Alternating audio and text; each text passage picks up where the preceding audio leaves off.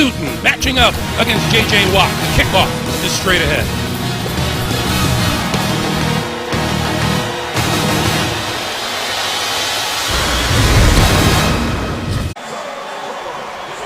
Welcome back to a beautiful day in Charlotte, North Carolina. The sun is shining. It is 83 degrees. It is tradition here in Charlotte, prior to a Panthers game, to pound the drum. Keep pounding is the phrase in honor of the late Carolina Panther player and coach, Sam Mills. And the honors today fall to NBA MVP Steph Curry, who hails from these parts.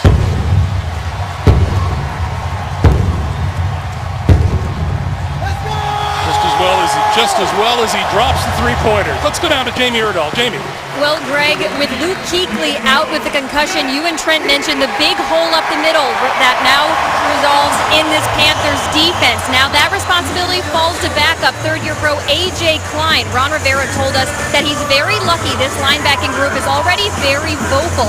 In fact, this summer, the Panthers mic'd up the linebackers and the safeties at OTAs and mini camps and had the players listen back to those tapes to make sure they were communicating properly on the field. Now that responsibility, because Luke Kuechly calls the defensive plays with this team, falls to A.J. Klein. Greg?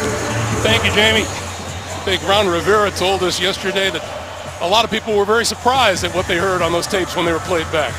Yeah, you sometimes as a player, you don't necessarily know all the conversations that go on. You know what you're focused on, but some of that can be a surprise.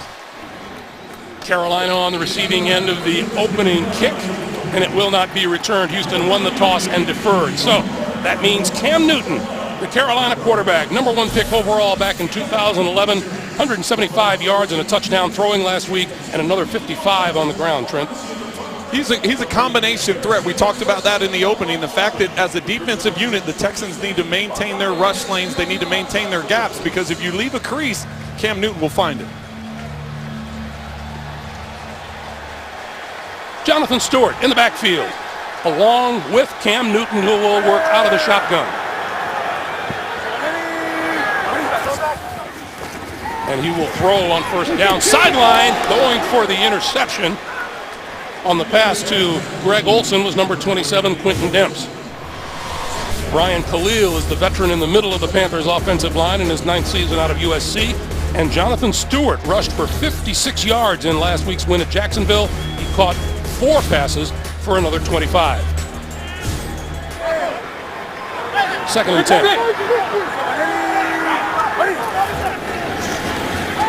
Newton on the quick slant, and that's incomplete.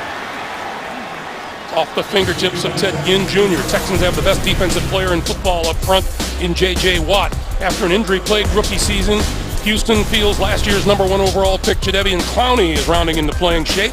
And like Clowney, cornerback Jonathan Joseph hails from Rock Hill, South Carolina, just 27 miles from here. 3rd and 10.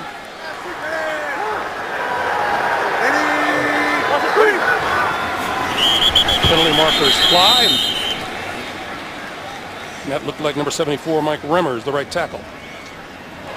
False start. Offense, number 74.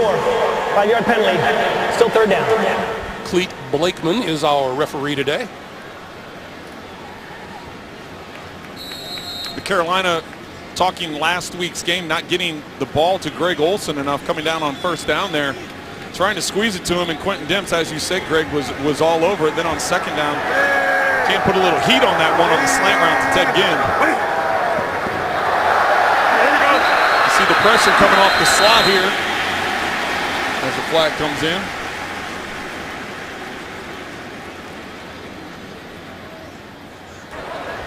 Neutral zone infraction. Defense, number 56. 5-yard penalty. Still 3rd down. That's Brian Cushing. So the Texans taketh and they giveth away. What's important here on 3rd down, keep an eye on where Greg Olsen's going to be and where that matchup's going to be in the middle of the field.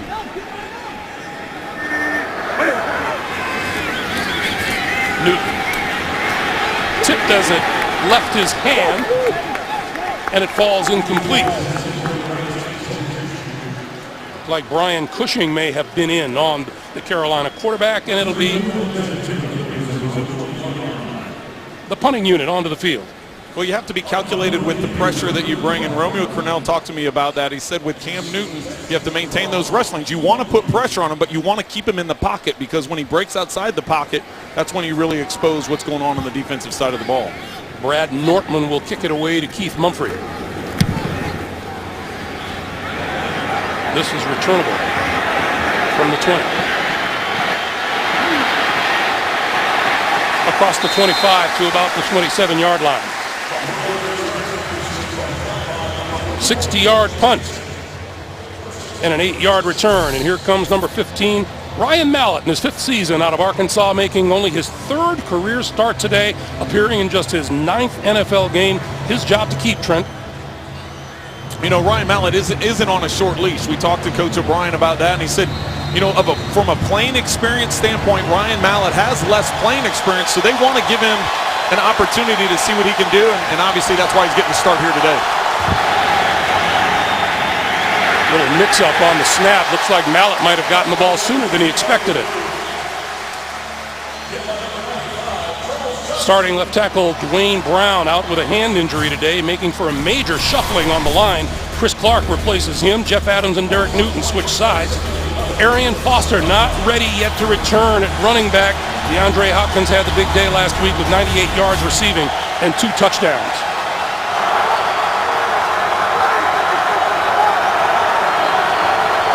Loss of 1 on the play, 2nd and 11 for Mallett.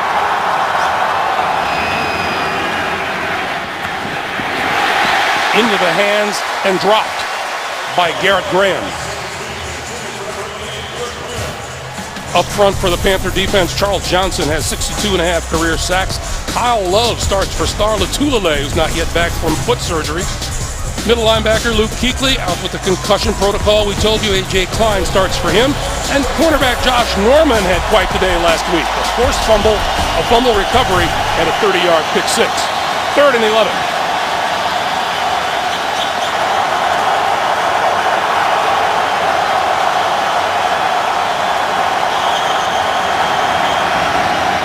Mallett with the quick pass outside, going nowhere. Hit at the 20-yard line. Josh Norman. Josh Norman anticipated that and jumped all over it. Trying to get a quick wide receiver screen as Norman reads it from the snap. Beats the block and is able to come up with the tackle for loss. And we asked Josh Norman yesterday, do you like to talk on the field? He said, a little bit. He said, I don't like to start it, but I'll finish it if someone else wants to get going. Ted Ginn Jr. is deep and makes the call for the fair catch, and we get a penalty marker down on the near sideline.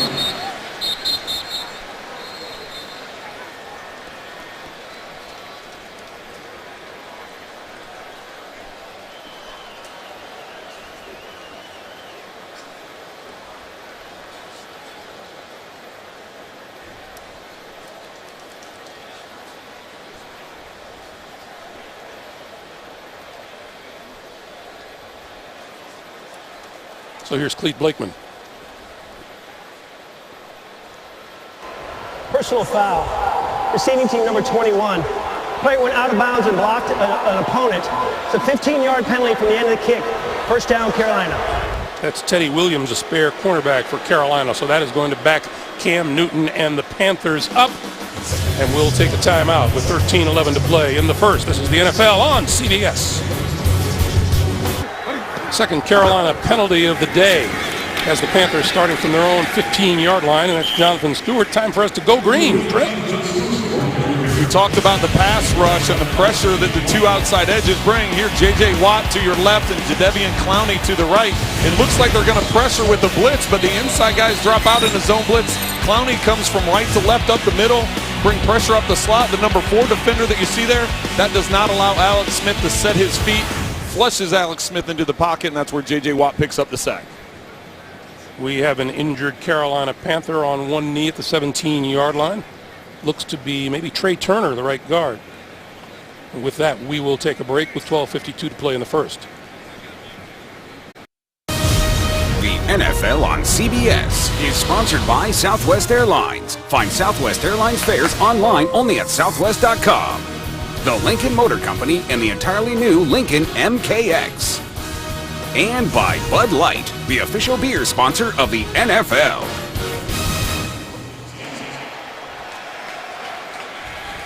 Here in Charlotte, one of the best places for fan and player interaction. That was the Panthers in an after-practice feast with some of the locals.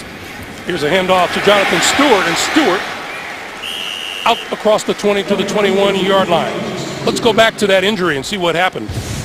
Well, let's take a look right here. You'll see his ankle gets rolled up on by Vince Wilfork. Watch here as the play continues. Wilfork just falls right into the back of his leg. You don't want to speculate. Obviously, it's a lower leg injury. Right now, Chris Scott is in the game at right guard. That's 6'2", 325 falling on your ankle. And that's what's on paper. On 3rd and 4, Cam Newton with time throwing and came up way short of his intended receiver, Kareem Jackson, the nearest. Let's go down to Jamie. Well, Greg, I know it looked like that left ankle got rolled on too, but when they came to the sideline, Trey Turner was actually having his left knee worked on, and he just walked down the tunnel on his own accord with no help, but they wanted to go check it out a little more. All right, Jamie, thank you. So no first downs for Carolina on this possession either. Well, the one putting pressure on Cam Newton on that last play was J.J. Watt. He was being double-teamed by tight end by Ed Dixon, and the running back was able to get through pressure Cam Newton. This is Mumphrey, back to his own 19. Switching direction a couple of times. Penalty flag flies in from behind as he is brought down at about the 33 or 34-yard line. And now another flag is thrown.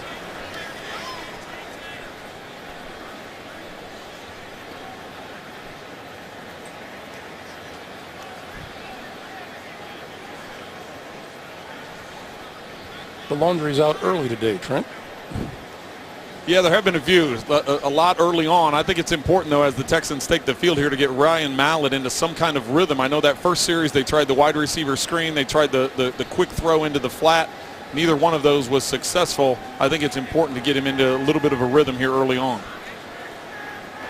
During the return, illegal block in the back. Return team number 57. It's a 10-yard penalty from the spot of foul. First down, Houston. So Justin Tuggle is guilty of the foul on the play. Boy, there are some key people missing from this Houston versus Carolina matchup today. Arian Foster still not ready to play yet after groin surgery. Dwayne Brown, we told you, out with the hand injury. Luke Kuechly's concussion, and Starla Tulele not yet ready to play after foot surgery. First down. Play fake. Mallett on the move, throwing in and out of the hands of his intended receiver, Nate Washington. And Washington had lots and lots of room to run. Well, the Texans had pretty much sold out on the fact that they were going to throw this ball deep. They had DeAndre Hopkins on the far side of the field going deep, and Nate Washington on the underneath trying to drag across. That's a delicate throw to make when you have the defender cutting underneath, and with Mallett on the rollout, that makes it a much more difficult throw for him. He would rather stand in the pocket, anchor his feet, as opposed to being thrown on the move. That's not his play as much as it is Brian Hoyer's, is it? Well, when you get flush like that, that falls more into what Hoyer's strength is as opposed to Mallett's. 2nd and 10.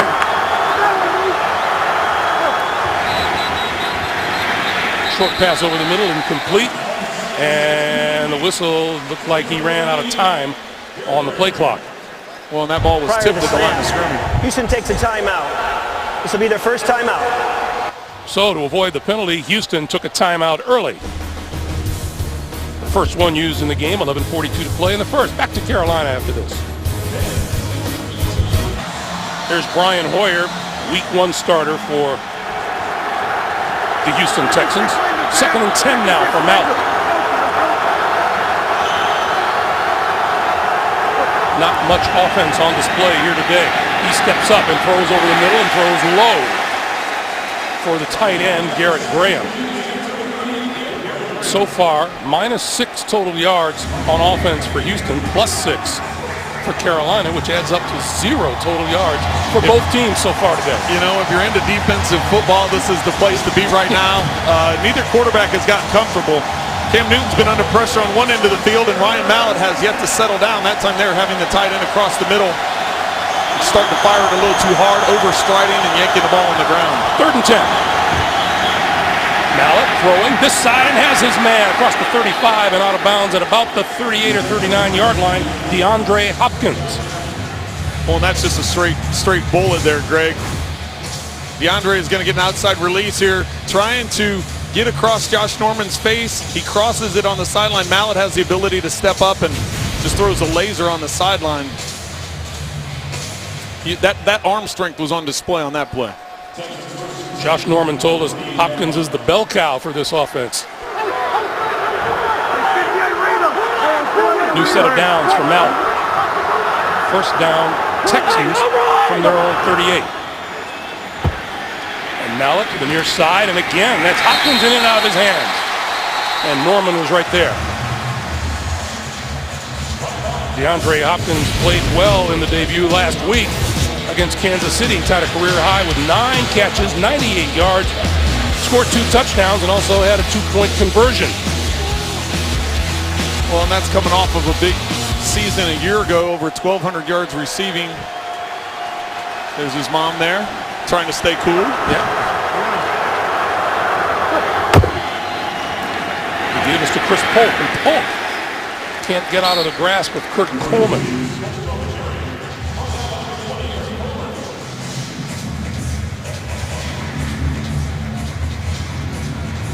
Polk is their change of pace back. They put him on the field. Good receiver out of the backfield. Tends to be an outside the tackles type of runner. That time getting a draw up the middle. 3rd and 5. Get man-to-man down here with Hopkins and Norman. Jumping over the line of scrimmage is number 97, Mario Addison, who had 2 sacks last week.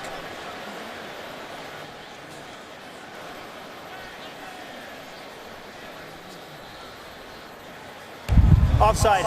Defense, number 97. Unabated the quarterback. It's a 5-yard penalty. Still 3rd down. Mario Addison right here on the edge. He's the one that gets jumped off sides last week, having 2 sacks in the game against Jacksonville. Just a little early. Get a little antsy. Wanted to pick up that 3rd sack of the season.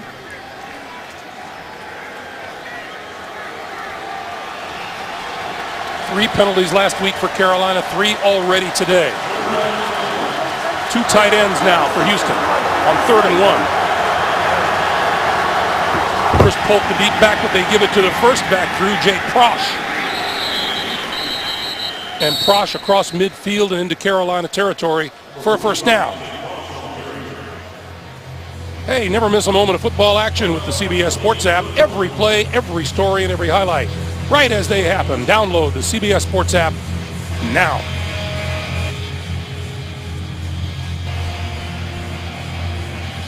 Prosch with his first carry of the season gets a 1st down. 56 leading now. 1st down. Got a pair.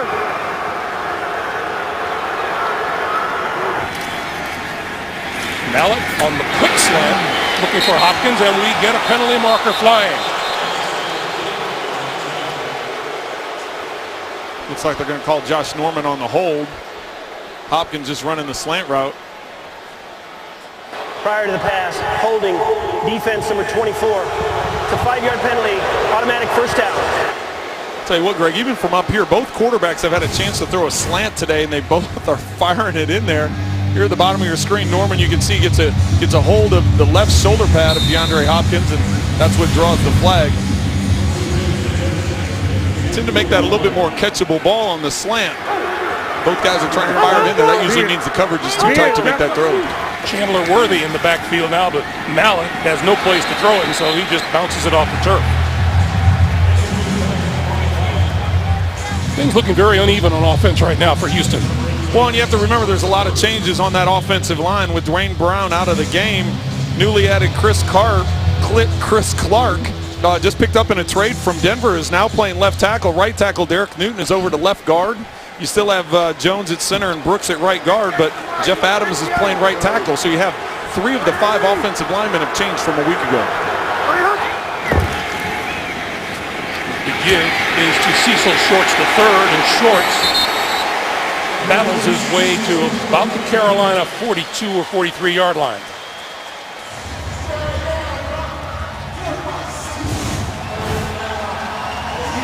See Shorts coming in motion there, and just a quick flip, almost a shovel pass, really. You know, last week J.J. Watt lost his helmet on a play. These Texans have to use a better glue. Yeah, and he didn't quit on the play. He ended up getting the sack even without the helmet. 3rd and 8.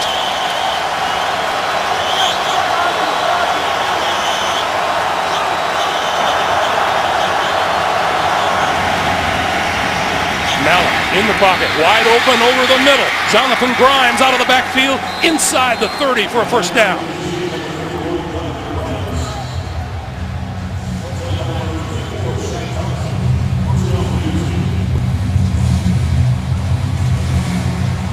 Mallett calling the troops to order. Grimes to about the 25-yard line. Trying to get in some tempo now, picking up a couple first downs. You can see the Texans are staying up at the line of scrimmage, trying to hurry that tempo up. Doesn't allow the defense to change bodies out. We talked about Sean McDermott liked to change, keeping fresh bodies in on defense. Mallett on the move, throwing. Just misses connections with Nate Washington.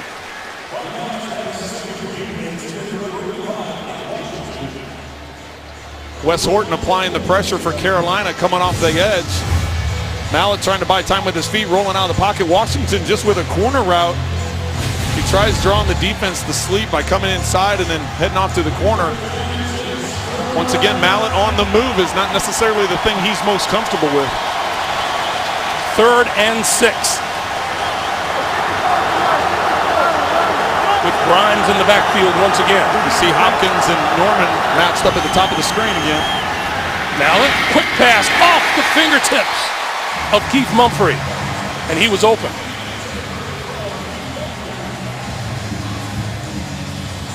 Good decision by Mallett going away from that roll coverage. They tend to be rolling coverage over towards where Hopkins is if it's not man-to-man.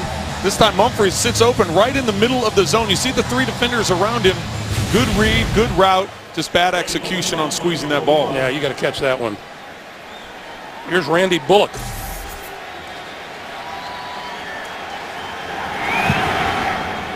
From 43 yards. And it is good.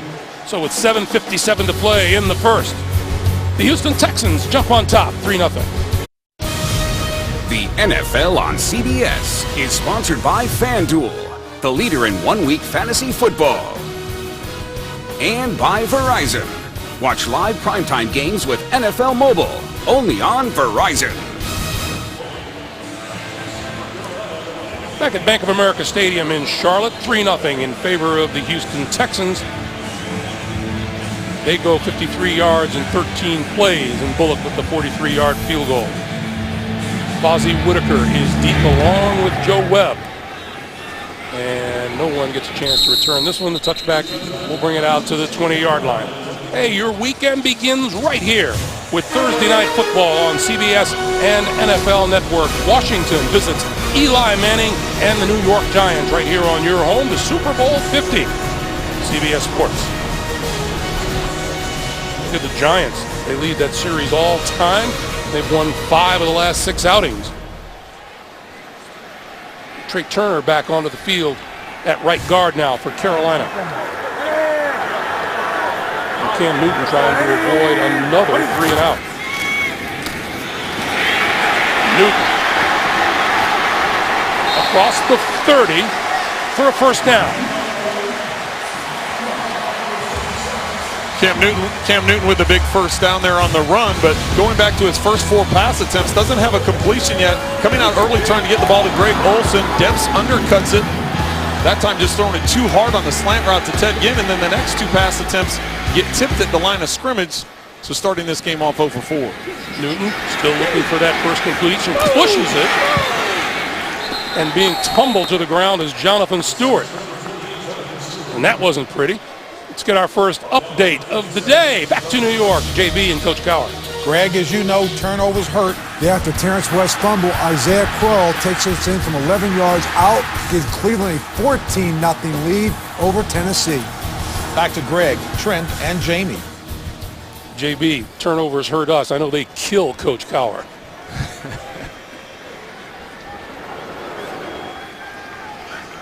Loss of 3 on the play, 2nd and 13. Newton from behind. Jadeveon Clowney disrupting that play.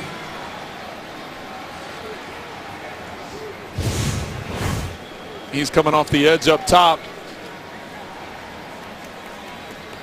You'll see he's able to beat that pressure or beat the block off the edge, and Cam trying to get the ball out of his hand, and that's the 3rd time now. 6 pass attempts, 3 of them his arm's either been hit or the ball's been tipped. Veteran coach Romeo Cornell, the defensive coordinator. 3rd and 13. Newton got rid of it in a hurry. Near side, complete to Philly Brown, and Brown crossed the 30 out to about the 33 or 34, not nearly enough for a first down.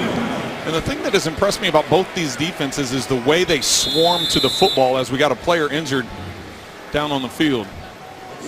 Looks like Jericho Cotchery, who was in on the blocking on that play. So they will look at him. We will take a timeout with 6:25 to play in the first quarter. And Jericho Cotchery is on the right side of your screen there. He's going to fall over the top of his teammate Ed Dixon. Keith Mumphrey, top down, and a penalty marker flies. Mumphrey hit by Teddy Williams, number 21. Let's see what the penalty is.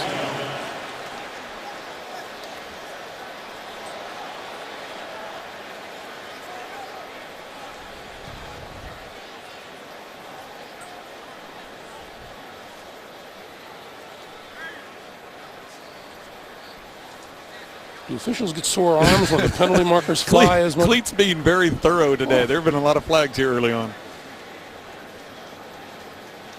We've seen a lot of good defense and a lot of penalties. That's how this first quarter has gone so far.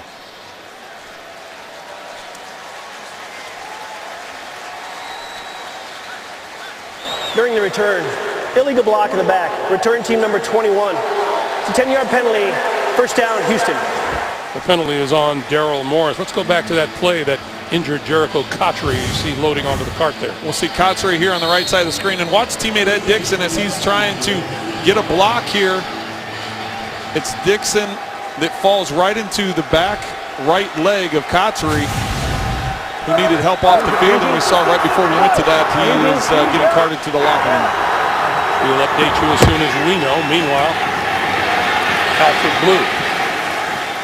And Blue out to about the 17-yard line. Want to remind you that Week 2 continues later today on Fox, and then tonight with Sunday Night Football on NBC.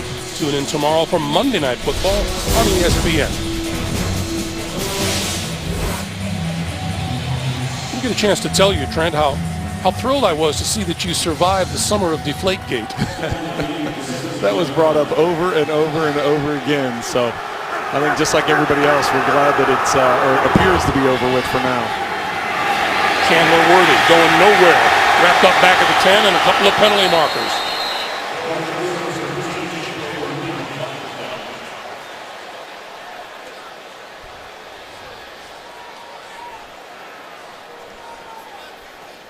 While Kyle Love was celebrating, Charles Johnson was depressed. Personal foul, grabbing the face mask. Defense number 95. 15-yard penalty from the previous spot. First down, Houston.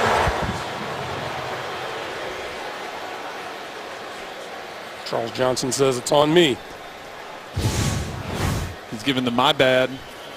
Here's Johnson 95 here on the right side of your screen. I'd say he got it. That's one of those ones, oops. See the left hand pulling the face mask. He immediately looked at the official like, did you see it? I felt it, but did you see it? Oh, big CJ, everybody saw it.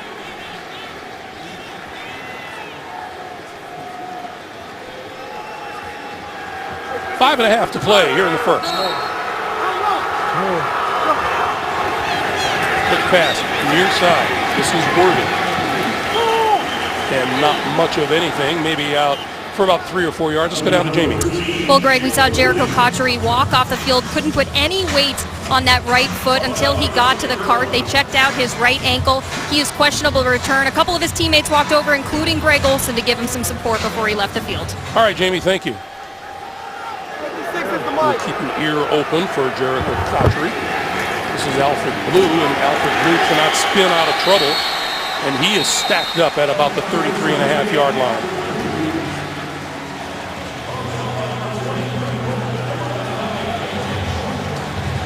Good commitment by Kirk Coleman. See him there on the screen. He's came up in run support. Once he saw the tight end block, that's who he was lined up over in man-to-man coverage. As soon as he saw Fedorowicz go into a blocking stance, then he came on the pressure and was able to make that tackle.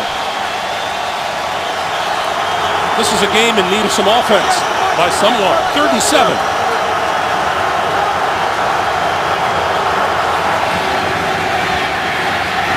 Mallett throws and hits Jonathan Grimes out of the backfield, and a late flag. 1, 2, 3, 4 flags.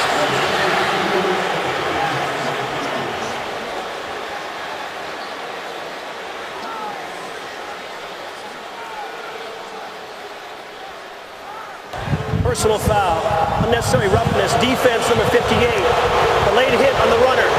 15 yards from the end of the run. First down, Houston.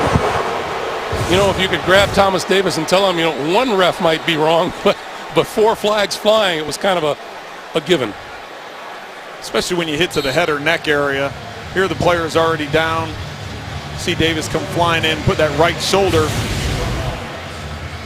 right into Grimes' chin pretty much as he's laying on the ground. That is the 3rd first down by penalty for the Houston Texans. Mallett, deep drop, down the sideline, looking for Hopkins. Incomplete at the goal line. Covered by Norman with a little help from Roman Harper, the safety. So you got Harper in the middle of the field. It's man-to-man coverage. You'll see Hopkins is here. Right back here is Harper. He's going to try getting back. Mallett comes back off the play fake. You watch the arm strength he has. His feet aren't really set. He's falling to his left, and he's just able to flick that ball out there. Good 55, 60 yards. 2nd and 10. Offensive coordinator George Godsey, you see right there on the sideline.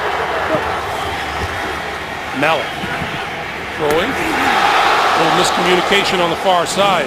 Charles Tillman almost came up with the interception. Pass intended from Mumphrey. It'll be 3rd and 10. And that time there, I believe Mallett just misses on the backside here. You're going to see Josh Norman. He's going to come on the pressure over here, and then you're going to have an out route. When you have that type of pressure coming from the backside, you can see on the front it's a zone. Here you have an open receiver on the backside. That's being aware from a protection standpoint. It was picked up by the back. But that's just Mallett being aware with that rotation and that coverage. He's got the one-on-one on the backside. 3rd and 10 for the Texans. The screen, Grimes, and Grimes forward to about the 41. That'll be about 5 yards shy of a first down. And no sign of the punting unit coming on yet. We talked about this with Coach O'Brien about his decisions of when you want to be risky, and it's calculated risk. How do you feel? He obviously feels very confident in what his defense is doing to be able to go for it at this position of the field. 4th and 5.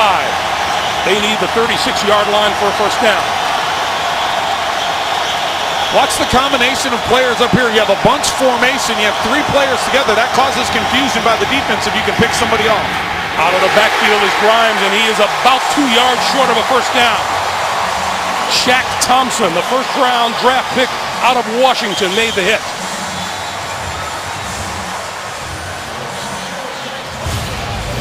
So with that, the ball will go over on downs. That drive cut short, and Carolina in possession when we come back. Look at the Panthers' first 3 possessions. What does that tell you, Trent? That tells you why Bill O'Brien went for it on 4th down at the 41-yard line. It's having that confidence in his defense, the way they've been able to get Carolina off the field. Carolina had great time of possession in their opener last week, more than 34 minutes they've had, but in their first 3 possessions, they've possessed the football for 24 seconds, a minute 19, and a minute 32. Cam Newton now on first down, play fake. Lots of time. And now Newton takes off and dives across the 40, out to about the 42-yard line.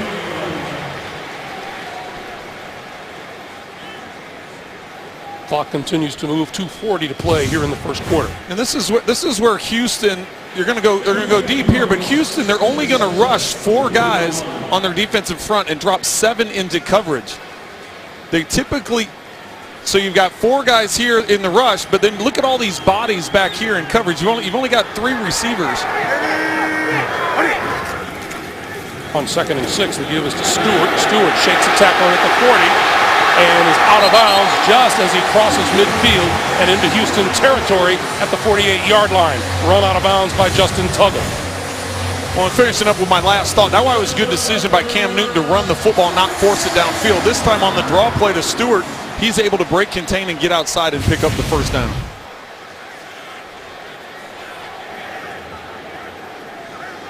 Cam Newton, 2 carries for 15 yards so far today, and this is Stewart. Stewart shaking another tackler in the backfield, but then hit hard as he approached the 45-yard line. Tuesday, it's a matchup you don't want to miss. Stephen Colbert goes one-on-one with Donald Trump this Tuesday on The Late Show with Stephen Colbert.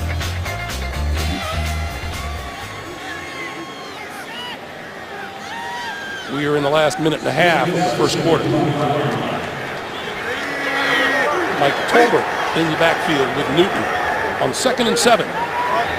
We go I-see. Zero. I-see. Ready. Cam goes for a little walk in the backfield, a little play fake, and now he throws to the sideline, and that is complete to the tight end, Greg Olsen. Out of bounds about a yard short of a first down. And Cam Newton was hit low that time by J.J. Watt. It looks like he's going to get blocked into it. Actually, it wasn't Watt. It was John Simon coming off that side. Officials are pretty protective of quarterbacks' legs, but when they're blocked down into it, they're not going to make that call. Good accurate throw with someone all over him. Forward progress was marked at the 38, which is enough for a first down. So the Panthers knocking on the door. Straight drop for Newton. He's going to go for it all down the far side of the field. Caught! And out of bounds. Ted Ginn Jr. Even though Cam's eyes weren't over there from the beginning of the play, he knew he had man-to-man coverage based on the rotation. Here you have Ginn one-on-one with Jackson going down the left sideline. As soon as Newton leaves from center, he notices safety in the middle of the field. He knows what his route is. It's already built in. Keeping his eyes, keeping that safety to the middle of the field and taking a shot down the sideline. 2nd and 10. Setting up the screen, and that almost blew up in his face. To Mike Tolbert and Bernardrick McKinney. The rookie linebacker out of Mississippi State was right there. What a great read by McKinney. That ball almost could have been a pick 6 with the way that Cam Newton floats this ball. You're going to see McKinney coming here from the middle of the field. He reads it. Newton has to just plop it up over the top of the rushers, really have nothing on it. Heck of a play by the young man out of Mississippi State. Makes it a 3rd and 13 for Carolina. And we will come to the end of the first quarter before the snap. We played 1 here in Carolina. 3-0 Houston. Greg Gumbel, Trent Green, Jamie Erdahl back in Charlotte. We're all in agreement that neither team is burning up the offensive numbers. 3rd and 13.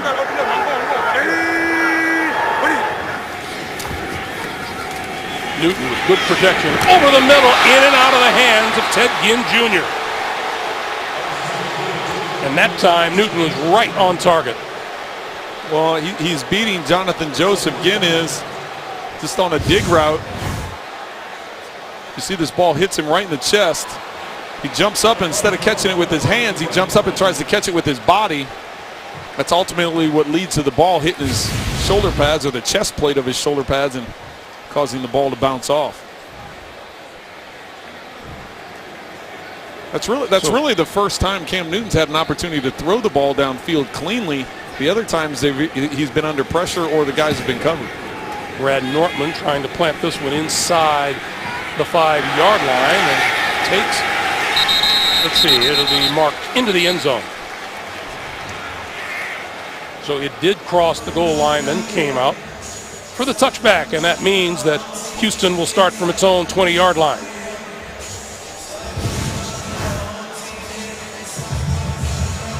You'll watch the ball as it just crosses right on the goal line there. Had the right bounce on it. Look at that shot. Aerial coverage of today's game provided by MetLife.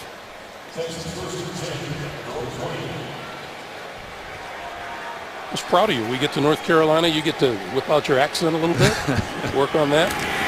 We got some barbecue around here too. Yeah, they might. Chris Polk on the carry for a yard. It'll be 2nd and 9. Kyle Love with the tackle. Here's Mallett and some of his early throws. You can see when he sets his feet, he's got a strong arm and he's accurate. This next one, he has a little too much heat on it.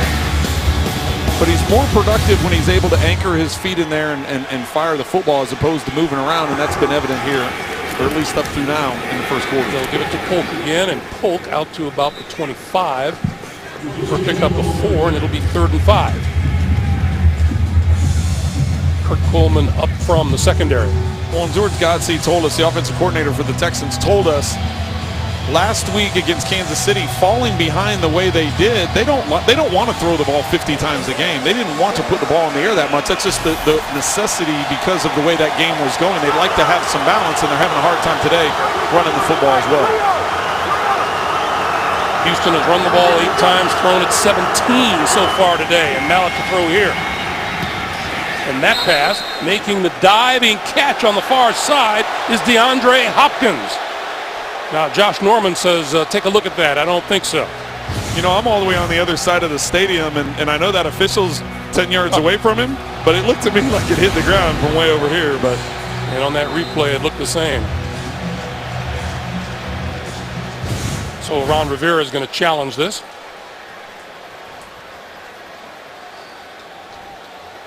You know, that looked a lot like a Steph Curry dribble. Carolina is challenging the ruling on the field of a completed catch. So they'll take a look. We'll take a break. You're watching the NFL on CBS, the home of Super Bowl 50. We take another look. We get to say hello for the first time today to Mike Carey, our officiating expert. What'd you think, Mike? Hey, Greg. Well, the rule is if the ball hits the ground before the receiver has control, it's incomplete. You can see the receiver may have had his hand over a portion of the ball under it, but the ball clearly hits the ground. This is an obvious, clear reversal. This is an obvious layup for Mike Carey. Do you realize that? We got to bring Mike in for the tougher ones. All right, Mike, thank you. That's right. That's right. After review of the play, the ball hit the ground prior to the gain of control. By rule, it's an incomplete pass. So Mike Carey is 1-0 so far. Well, I think Cleat was under the hood, maybe listening to Mike's analysis on that. I think that was pretty clear. The key, I think even you would have got this. The key is they got it right. All right, Mike, thank you. 4th and 5. And Shane Leckler, 16th year in the league. 6'2", 237 at Texas A&M, and he has been one of the great punters for a long time. Look at this one, all the way back to the 14-yard line. Ted Ginn Jr. back out across the 25 to the 26.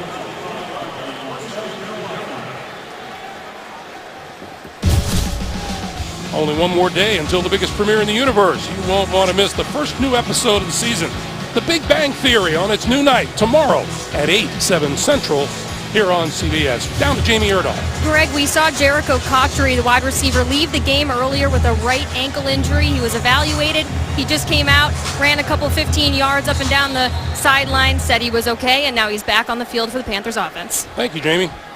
He's not only been evaluated, he's been rejuvenated. That's a big surprise. Good to see him back out on the field. First down, Newton and the Panthers. Newton on the move, has a first down and more, and run out of bounds across the 40 to the 41-yard line. Let's get another update from the NFL today in New York. JB and the coach. Hey, Greg, here's the evaluation. Big, bad, and unstoppable. Yeah, Rob Gronkowski. Who do you cover him with? The DB can't cover him here, right there. Second touchdown pass for Tom Brady. 21-7. New England over Buffalo. Hey, Greg, and you were right earlier. Coach hates turnovers. Back to Greg Gumbel. Show me a coach that isn't crazy over turnovers. Newton throwing, sideline, complete. And that's the tight end, Greg Olsen. How about the sly smile on Cam Newton's face when you ask him if you think he might throw to Greg Olsen a little more today than you did last week? Well, he gives us one of those looks like, I'm not going to tell you, but I think my look will tell you. And pretty clear that they're trying to get him the football. Been targeted several times today. And that's a better route for him to run. The other one, Dimps was sitting all over. It was more of a hitch route. That one, it's a runaway route. The give is to Stewart. Stewart running away up the middle, inside the 40 to about the 37.5-yard line.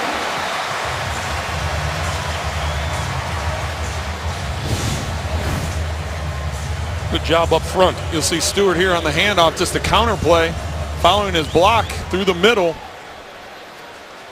Created a big lane for him. Some of this could be the fact that the Texans defense has been on the field for so long. Second and short yardage here now for Newton with Tolbert in the backfield.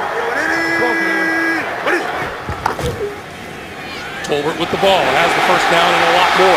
30, 25. Brought down by Kareem Jackson, the cornerback.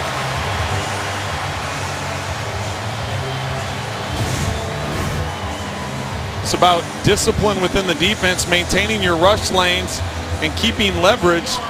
That time on the backside, the defense collapsed, allowing Tolbert to cut back and find an opening.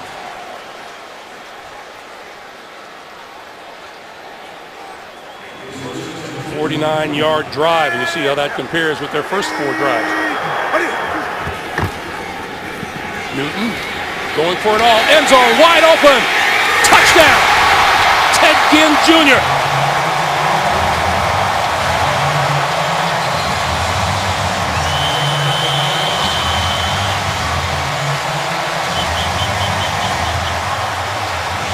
The Texans attempt to bring pressure. Rushing 5 this time. They don't get to Cam Newton. Allowing the one-on-one on the outside. A double move. A double move by Ted Ginn Jr. There's Ginn here. He's going to go up to a hitch and a little twirl. With that type of protection in the pocket, Cam Newton's able to put it right into the corner. He beat A.J. Boye on the play. The extra point is good.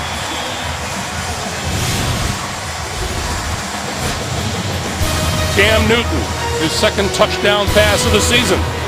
And the Panthers are up 7-3. The NFL on CBS is sponsored by Hyundai, an official sponsor of the NFL. State Farm. Find your agent at statefarm.com. And by Just for Men Mustache and Beard, your best beard ever.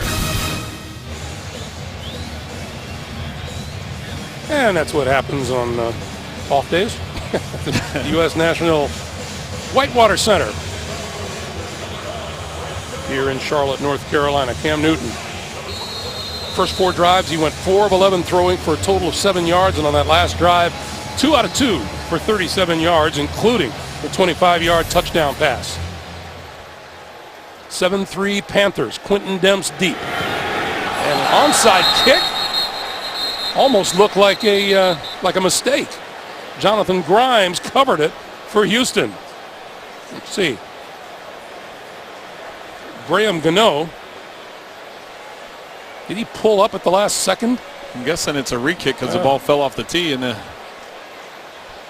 good thing the official was on top of it.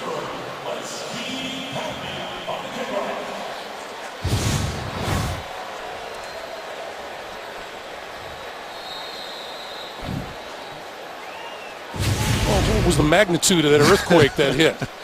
That he had a little tilt on the ball anyway, but clearly it fell off the tee. There's no wind. And this one will go out of the end zone for the touchback. Let's go back to that touchdown pass. But I want you to show you what Cam Newton is looking at. Here you have all guys up at the line of scrimmage. You have a defender rushing. Cam Newton is going to use his eyes up the field on this safety who's going to be one-on-one. But then you got Ted Ginn here who's just running it up and go. So you see all of the things that are going on with the defense. That's what Cam Newton is focused in on. He realizes when the pressure comes that he's got man-to-man on the outside. Once he realizes his guys pick up that pressure, that's when he knows he's going to be able to celebrate because he's got the one-on-one and has the time to make that throw. Mallett back to work now, throwing, and he's got the man complete across the 35 and close to the 40-yard line. That's tight end C.J. Fedorowicz. That's good for a first down at the 39. Well, and play-action passing allows that to happen when you can get some run game going, get a little bit of things going on the ground. It gets those linebackers to bite up, and you can hit that tight end in that second window. Mallett from the shotgun. Quick pass over the middle, and that is incomplete. Intended for Garrett Graham, the other tight end. A reminder for you, replay every game of the 2015 season on demand with NFL Game Pass. Go to NFL.com/Game Pass to start your free trial. Well, that was all the pocket being pushed back into Mallett's face. There's only 4 guys rushing. Everybody drops into coverage. He wanted to anchor down in there, and that's what happened. Somebody got in his face. He wasn't able to make an accurate throw. Mallett throwing sideline, almost intercepted. Josh Norman going up high, looking for his second of the season. Well, that's a little cat and mouse by defensive coordinator Sean McDermott, showing 5 guys at the line of scrimmage like they're going to throw, or they're going to blitz. So Mallett thinks he has man-to-man coverage on the outside, but in reality, you see by the way Norman is playing the ball, looking back at the quarterback, he knows he has help over the top. That allows him to cheat on that route and almost get the interception. 3rd and 10. Look for the Panthers to drop in coverage with a shell here. Mallett on the move again. Shakes one tackler and is run out of bounds at about the 34 or 33-yard line.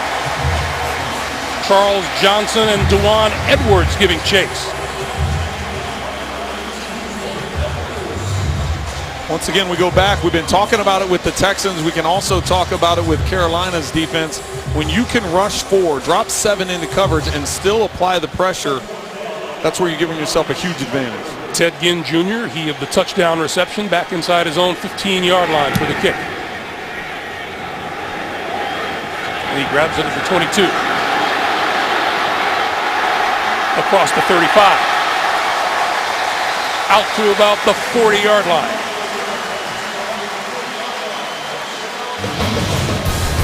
.05 to play in the first half. Ryan Mallett down by the ankle, 7-3 Panthers.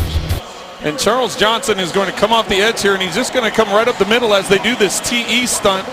You'll see he comes clean. As a quarterback, you're fine with pressure off the edges because you can step up in the pocket. But when pressure comes up the middle and you're forced to flush, it takes away all your reads and all your progressions, and that doesn't fit well with what Mallett likes to do. On first down, this is Jonathan Stewart. And Stewart for about 2 across the 40 to the 41-yard line. Jadeveon Clowney all excited about playing in front of the home folks. He's from Rock Hill, South Carolina, just 27 miles away, and South Point High School. He played offense, defense, special teams, the #1 consensus player in the nation coming out of high school. He ran the ball 32 times for 277 yards and 9 touchdowns. Meanwhile, this is Jericho Cotchery. And Cotchery is marked down across midfield. This was the read option, but with the option part of it. So here he's able to fake out Clowney. Then he's able to get up to that next level, just back to the old college option play. Against Justin Tuggle in the backfield, and Cotchery's able to pick up the first down. So now the Panthers in Houston territory again. Newton, this side of the field. And a bullet complete to Ted Ginn Jr. That was a bullet, Greg, and the thing to point out there with Ted Ginn, what he did that time is he caught the ball with his hands instead of jumping and trying to catch it with his chest, which is where the ball bounced off before. That time he just reached up, trusted his hands, and was able to bring it in. Kind of feels like someone has alerted the offense that the game has begun. Dan throws the This side again, and again it's Ginn. Out of bounds. Just shy of the 35-yard line, but enough for another first down. Well, and if Jonathan Joseph continues to play off coverage, they'll just take those little 5- and 7-yarders all the way up and down the field. Newton has completed 6 in a row now.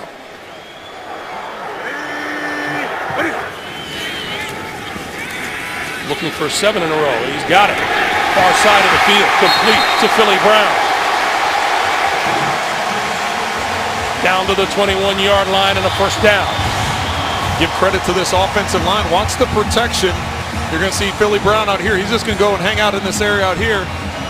He just floats to the outside, but it's the protection that gives Cam Newton the time and gives Brown the time to get open on that far sideline. From the 21, Newton with a quick snap. And a penalty marker flies. Well, yeah, they're going to call Cam for moving forward. Illegal motion. Offense, number 1. It's a 5-yard penalty. Still first down. He looked like he was coming to the line to make an adjustment and got the snap. It's very rarely called. Will you see that called on a quarterback? Here you're going to see Cam, and he'll start working towards the line of scrimmage. Looks like he's going to change the play or attempt to change the player protection. A lot of times when the ball is snapped quickly, there won't be any penalty at all because you're just catching everybody else off guard. But the fact because he was moving forward, that's why that penalty was called. So it's 1st and 15. Play fake to Stewart. Newton, lots and lots of time, and now he's going to run it. And close to the original line of scrimmage, we have a penalty marker in the secondary.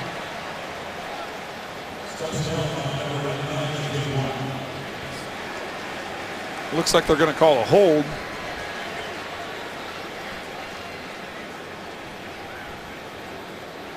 Going to get it on Kareem Jackson, I believe.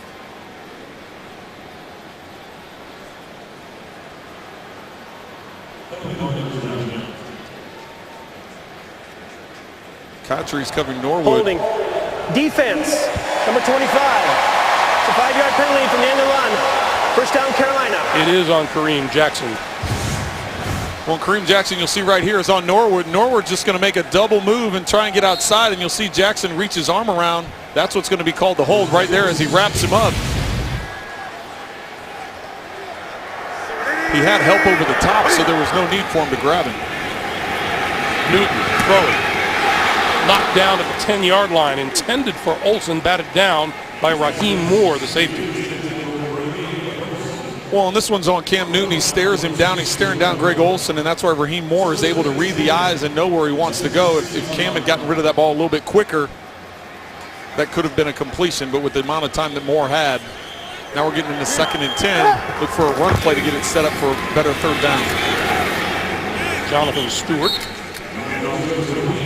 to about the 13 as we come up on 6.5 minutes to play here in the first half of a 7-3 game.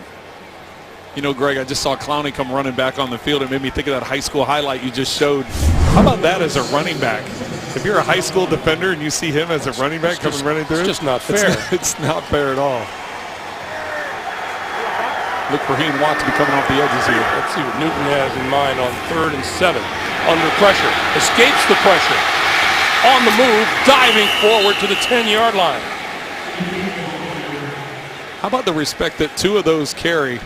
Both Watt and Clowney were double teamed on this pass rush, and both of them were able to push the double team back into Cam Newton, ultimately force him to flush. Brian Cushing in on the stop, and Cam looking a little disturbed. Field goal attempt upcoming by Graham Gano from 28 yards out. And it is good. 5:26 to play, first half. The Panthers stretch their lead to 10-3. The NFL on CBS is sponsored by FedEx, solutions that matter. And by Under Armour. Rule yourself. I will. Welcome back to Charlotte. 10-3, Carolina leading the Houston Texans. 51-yard drive in just over 4.5 minutes, resulting in the field goal.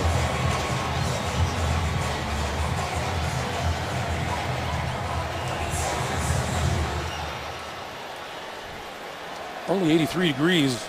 Players are reacting as if it's a lot hotter. And this is Chandler Worthy's going to run it out. Worthy, as penalty markers fly, he comes up short of the 20-yard line. David Mayo with the tackle.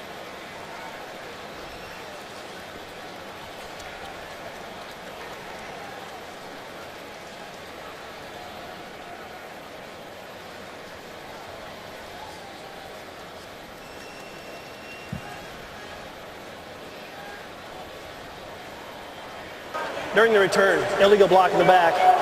Defense, number 35. Penalties half the distance to the goal line. First down, Houston. That penalty on Eddie Pleasant. It'll back the Texans up. Give us a chance to tell you Saturday. The SEC on CBS brings on the best game from the best conference. The Tennessee Volunteers tangle with the Florida Gators, and it all begins with college football today, right here on CBS Sports. Mallett on first down. Oh! Batted down as soon as it left his hand by Coney Ely, the defensive end.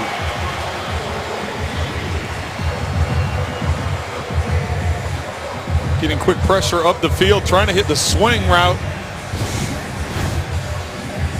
Right here, he's just going to try hitting the swing route, but Ely gets upfield. Almost close to a backward pass, which would have been a quick touchdown for the Panthers, but that ball was moving forward. Carolina dominating control of the football here in the second quarter. On 2nd and 10, the give is to Polk, Chris Polk. Just across the 10-yard line. We were talking about it during the break, Trent, that Ryan Mallett needs to complete some passes, get some first downs, and give that Houston defense a chance to rest. Well, Greg, you just showed the time of possession for this quarter, and even though you showed the temperature at 83 degrees, it's much hotter down on the field with the humidity. And that's tight end C.J. Fedorowicz having trouble staying on his feet. He is a second-year tight end out of Iowa.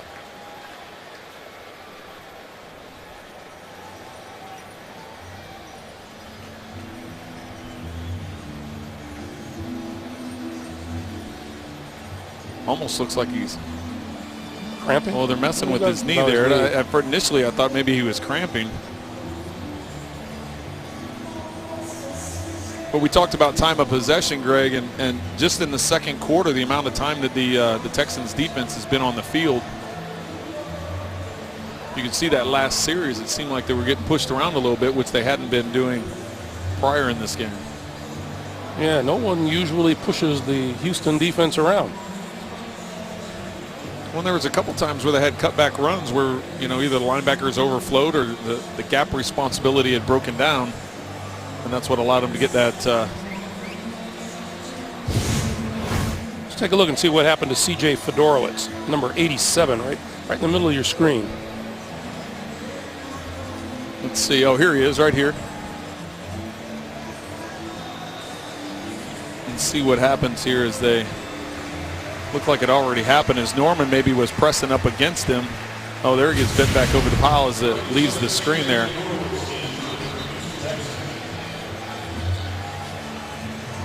So Fedorowicz limps off the field.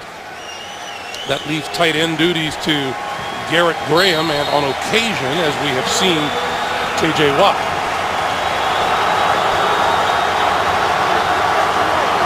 Meanwhile, Mallett faced with a 3rd and 9 and trying to keep a drive alive.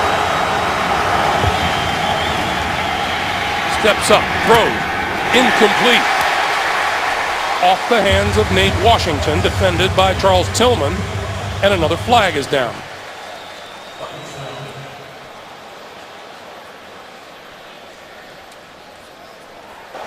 Illegal use of hands to the face. Offense, number 70. That penalty's declined. Brings up 4th down. That penalty is on Jeff Adams. Tillman does a nice job of knocking that ball out. Here we're going to get the hands of the face. coming off that edge. See Charles Johnson's head was tilting back on that. Here's Ted Ginn Jr. Breaks it to the near side and out of bounds at midfield. 4:33 to play in the first half. Carolina with the lead in the football again. A reminder, coming up, the Verizon Halftime Report. JB and the guys for all the latest scores and highlights back in the studio in New York. They'll have a preview of Thursday Night Football on CBS and the NFL Network. It's all coming up on the Verizon Halftime Report. So yeah, we touched a little bit on Deflategate, and just did it amaze you how people just lost their minds all summer long? Yes, it was a topic of discussion for a long time. Obviously, going back and forth with the league and the Players Association and Tom Brady and what was going on with obviously the court system now is what it ultimately came down to. But glad we're back to football now. Cam Newton thrown and incomplete. J.J. Watt in on Cam Newton. What's been happening with number 99 today? Well, they've been double teaming him quite a bit. You can see here 2 offensive linemen occasionally here with Dixon being a tight end. They get a tight end in the mix, and every now and then they'll be crazy enough to put a running back on him, but that hasn't fared too well for him. So you see the big boys staying on him most of the time.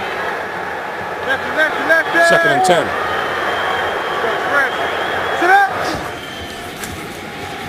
Newton got his man inside the 40-yard line to the 35. Catch is made by Devin Funchess, the rookie out of Michigan. This time Newton recognizes the fact that they're going to bring Demps off the edge. Demps comes down at safety. He comes off the edge. You've got Ginn one-on-one on the backside. Once again, watch Ginn catch it with his hands. The drop earlier was just, it was Funchess with the catch. Catching it with his hands, bringing it in, not allowing the defensive back to knock it out. Newton, far side of the field, and that is complete inside the 25-yard line, out of bounds at the 23 for the first down to Greg Olsen. Olsen already seeing lots more action than he did a week ago. Olsen one-on-one there in the slot with Jackson. Gets over to the sideline, and what I see right now is the Texans defense that is walking around. They seem very tired, very sluggish. After that completion, getting back to the line of scrimmage. See a lot of them with hands on hips, taking deep breaths. J.J. Watt working extra hard with the double team. On first down, quick pass to the sideline. Olsen again. Cut down by Kevin Johnson, the rookie cornerback out of Wake Forest.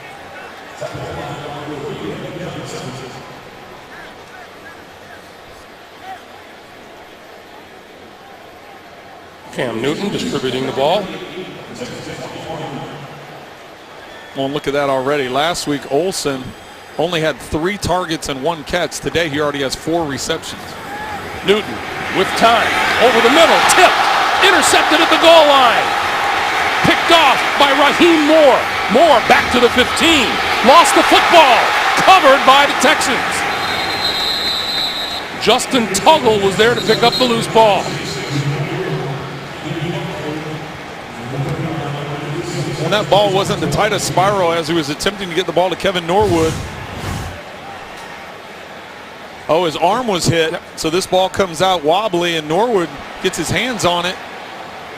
And this will be an automatic review on the turnover, but it appears Raheem Moore got his hands underneath that.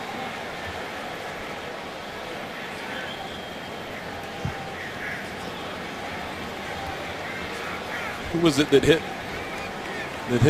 Cam Newton's arm? Was it J.J. Watt?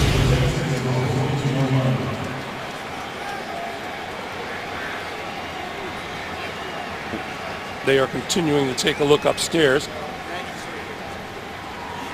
Jared Crick was the one that came through, the defensive lineman that was able to come through and hit Cam Newton's arm, causing that ball to flutter out. So the turnover is confirmed, and here is Ryan Mallett.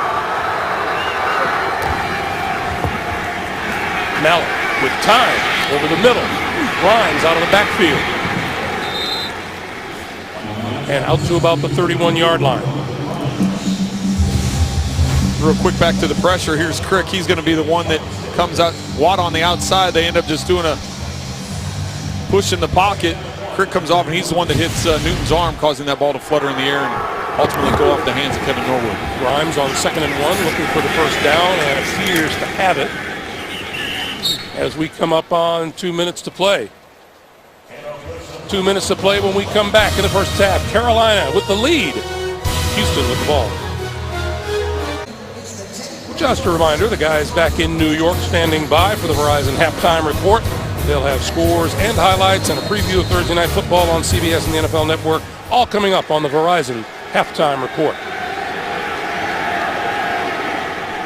Houston with 2 first downs remaining. Carolina with all 3 of theirs. Mallett, Grimes, and Grimes knocked out of bounds at about the 38-yard line by Roman Harper. I said first downs, I meant 2 timeouts remaining. That time there, Grimes being able to get out of bounds, being hit by Roman Harper on the sidelines. Good decision by Mallett, not forcing the ball up the field. He knows he has a minute 54. He does have the 2 timeouts, as you said, Greg. Plenty of time to keep and continue to hit the underneath routes, not having to force it up the field at this time. And now Carolina takes a timeout. So they use their first timeout, and they also now have 2 timeouts remaining. And let's talk Super Bowl. The Carolina Panthers played in Super Bowl 38 down in Houston, and they took on the New England Patriots. Back and forth game. Tom Brady and Jake Delhomme both throwing for over 300 yards and 3 touchdowns. At the end, came down to Adam Vinatieri, 41 yards out with 4 seconds to play. Gave New England the 32-29 win. That was Carolina's only Super Bowl appearance in its 21st year of the franchise now.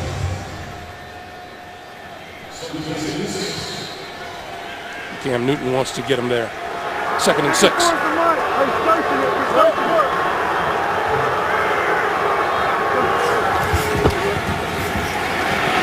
Mallett.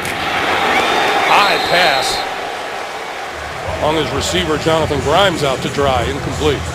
Well, and Grimes not only took a big hit, but he also saved an interception. This ball coming out too high.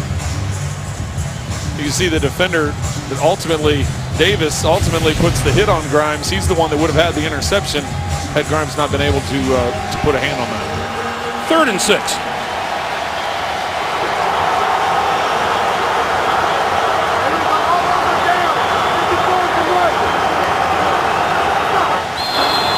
And Carolina looks like calling another timeout. They do. They use their 2nd.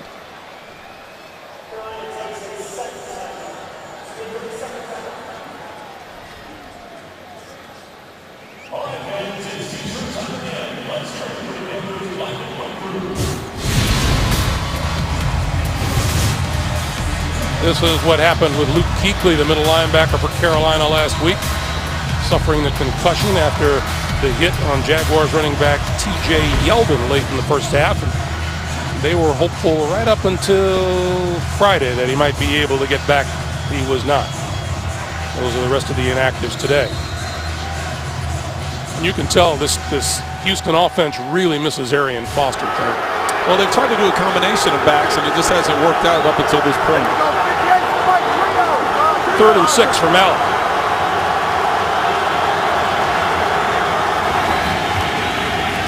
Under the gun, throwing over the middle. And it bounced short of the intended receiver, Nate Washington. Well, Mario Addison was putting the pressure coming off the edge for the Carolina Panthers, hitting Mallett as he was throwing. You'll see Addison coming off the top up here.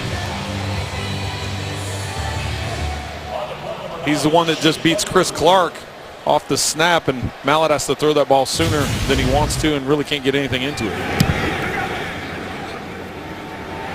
Ted Ginn Jr. calling for the fair catch, and he makes that catch at about the 14-yard line. 1:38 to play here in the first half. And Carolina with 1 timeout remaining, and offense, there hasn't been much to talk about on either side of the ball. Carolina's looked a little better as the game has progressed. Carolina got into some rhythm there here in the second quarter, and that's really, when you look at those yards and those numbers, a lot of it is reflective of what has gone on here in the second quarter. That first quarter, what they have, about 7 yards, 10 yards. I mean, it was a 3-and-out, 3-and-out, 4-and-out, so it wasn't very productive. But they figured things out, whereas Houston is still trying to come up with something to get the ball moving, get some points on the board. Ozzie Whitaker in the background, but that pass is knocked down by 99. J.J. Watt. I would think they'd have watched enough film by now to know that Watt's going to jump up, and you know he's been known. He's all the way up here at the top, coming off the edge, and he's been known to jump up and snag these out of the air too, not just bat them down, but catch them and go that 8 yards or whatever it was into the end zone that he needed to just trot in. So be careful when throwing that play that way.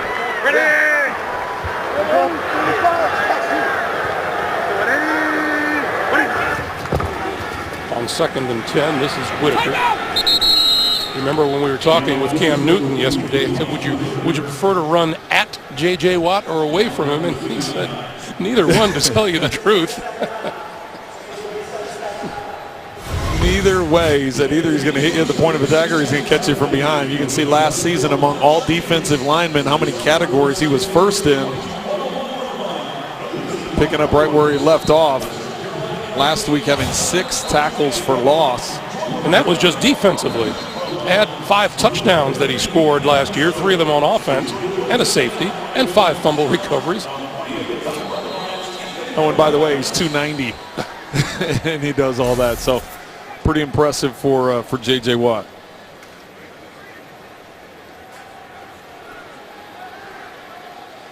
Third and 7 now. Each team down to 1 timeout remaining.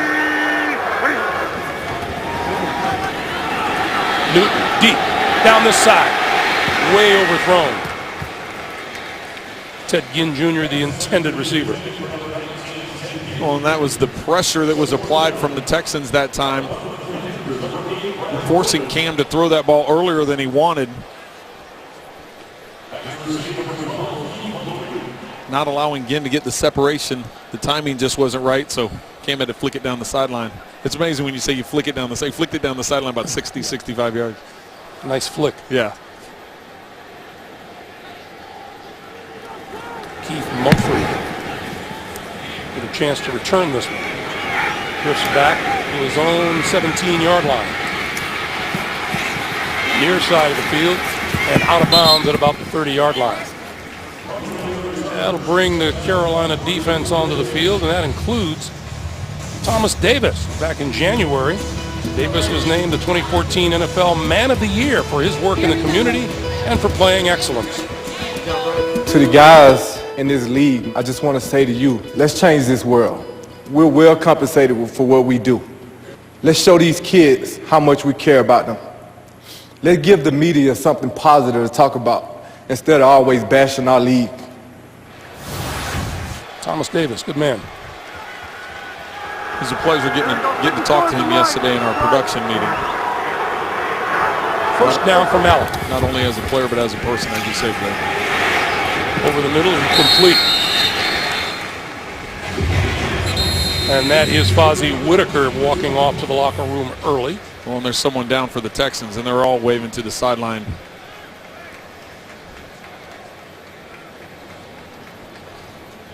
That is number 70, Jeff Adams, the second-year offensive lineman from Columbia. And he looks to be in agony. Yeah, it's his right knee is what he's grabbing as he's going to the ground. You don't want to speculate too much, but he obviously is in a lot of pain as you see him. So he's lined up right here. Ely's going to be coming off the edge. You can see during the pass rush, he just goes down and grabs that right leg.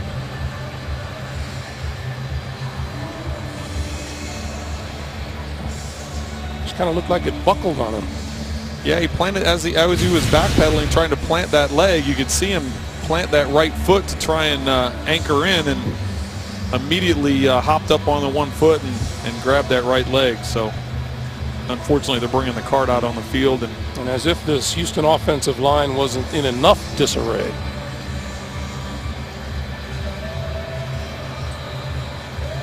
They had some major shuffling up front with Dwayne Brown, the regular left tackle, being deactivated.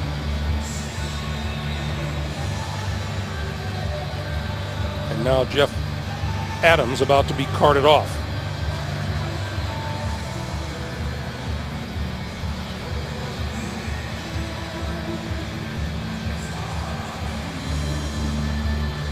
Chris Clark, who they just traded for with Denver a few weeks ago, was filling in for Brown at the left tackle spot. Adams, as we saw in that last replay, was playing right tackle because they moved Derek Newton, the normal right tackle, over to left guard. Seems like such a game of chance up front there, Trent, because last week we got a look at Joe Thomas, the fine left tackle for the Cleveland Browns, and this is his 9th year in the NFL, and he's never missed an offensive snap, not one. Well, I have so much respect for those guys up front and the job that they do and the wear and tear that their body goes through. And when you see a guy like Joe Thomas, a guy that I played with for many years in Kansas City, just went in the Hall of Fame, Will Shields, he was another player that had 234 consecutive starts. You see those guys and you see the way that they're able to, what they put their bodies through. And you obviously feel for Jeff Adams as he's getting put on the cart and his teammates are all rallying around him and showing their support.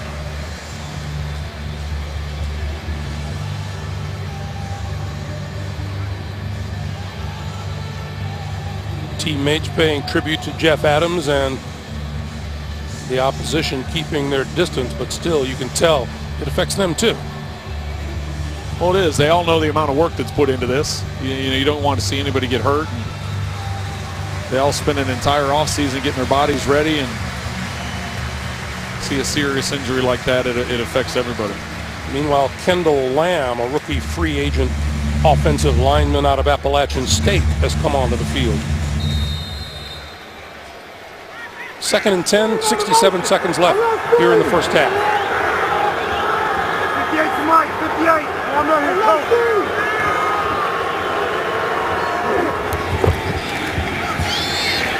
Now throwing, almost intercepted at the 45-yard line. Number 25, Benabin Wickery, drew a bead on it and couldn't hold on. Mallett once again was under pressure, not able to step into this throw as the pocket collapses around him. And Wickery is just kicking himself. You see him put his hands on his head, knowing he had a perfect chance for an interception.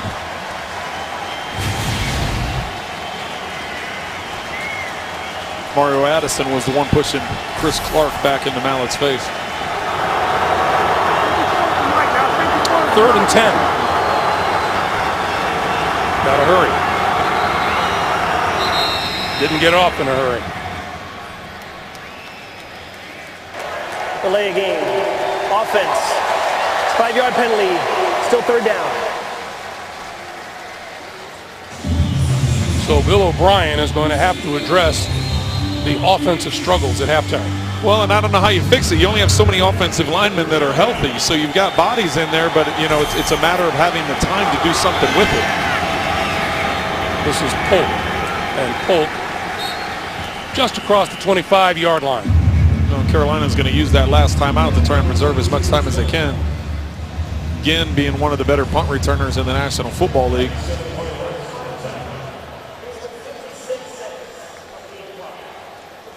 Ron Rivera said one of the problems, even in the opening game win at Jacksonville, was that his team didn't start quickly, and he would like to see that. They didn't start very quickly today either. They didn't start quickly today, but for them, Houston didn't start quickly either. So we kind of worked our way through that first quarter, be a nice way to put it. Now in the second quarter, Carolina's been able to get some things going, but there's still some area of concern there for the Texans. Leckler booms one out of there. This is Ginn. We have a penalty mark. And Ginn cut down as he crosses the 25-yard line. Penalty marker thrown on the near side of the field.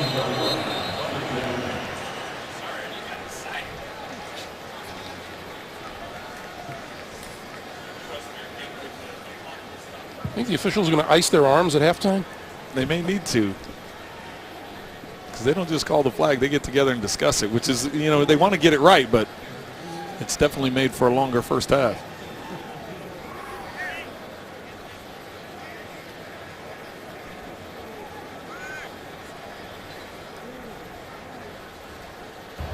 During the kick, holding, return team number 25. Penalty's half the distance to the goal line from the end of the kick. First down, Carolina. So that penalty is on Ben Wickery. 46 seconds on the clock. Carolina by a touchdown.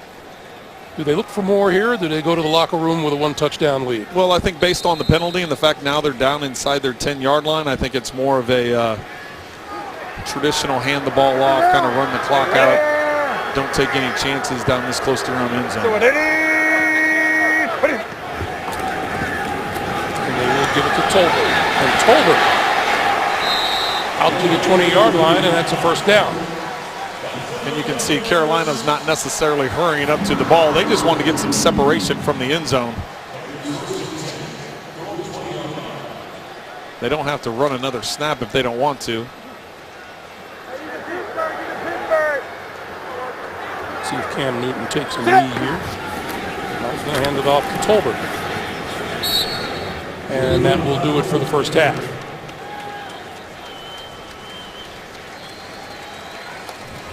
So the offensive guns not out in force in the first half as the final seconds tick off the clock.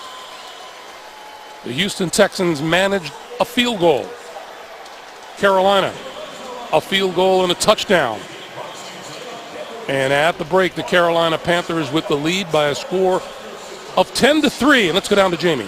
Well, Coach, in his third career NFL start, how do you feel like Ryan Mallett fared? The whole team, we just got to play better. You know, it's a 10-3 game, you know, another half of football, so we just got to go in there, make some adjustments, and come out ready to go. Cam Newton is certainly a challenging quarterback, but have you contained him the way you want to? Yeah, you know, he's going to make his plays. He's a great player, and like I said, we're going to go in there and make some adjustments, come out and play a good second half. Coach, thanks. Yep. Jamie, thank you. And we have come to the end of the first half here at Bank of America Stadium in Charlotte. That is the end of the first half. 10-3 in favor of Carolina. We're back with the Verizon Halftime Report after this message. And a word from your local station. You're watching the NFL on CBS, the home of Super Bowl 50.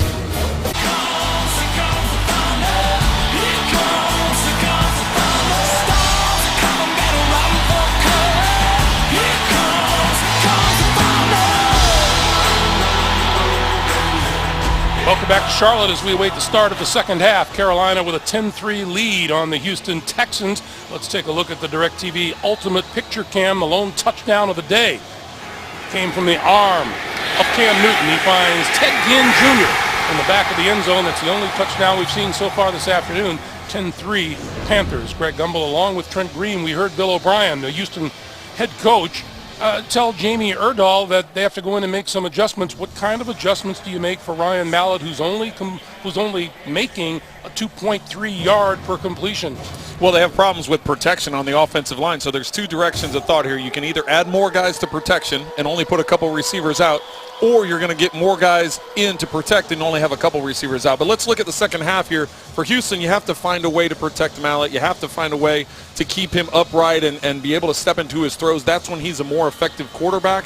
And then for the Panthers, it's Cam, and more Cam. He's the leading rusher for the Carolina Panthers, and right now, in the second quarter especially, he's gotten going in the passing game. Yeah, they're going to have to find a way to get a little bit more pressure because J.J. Watt has not been able to show that pressure consistently on Cam Newton, nor has Jadeveon Clowney. Well, and that has to do with how much they've been on the field here in the second half, or at least in the second quarter. They haven't been well rested, and you look at the amount of snaps and the amount of reps that they had. That's why they were sluggish there towards the end of this half, or the end of the first half. Houston gets the ball first in the second half. Quentin Demps is deep. And this one will sail through the end zone. It'll come to the 20-yard line, and we go down to Jamie.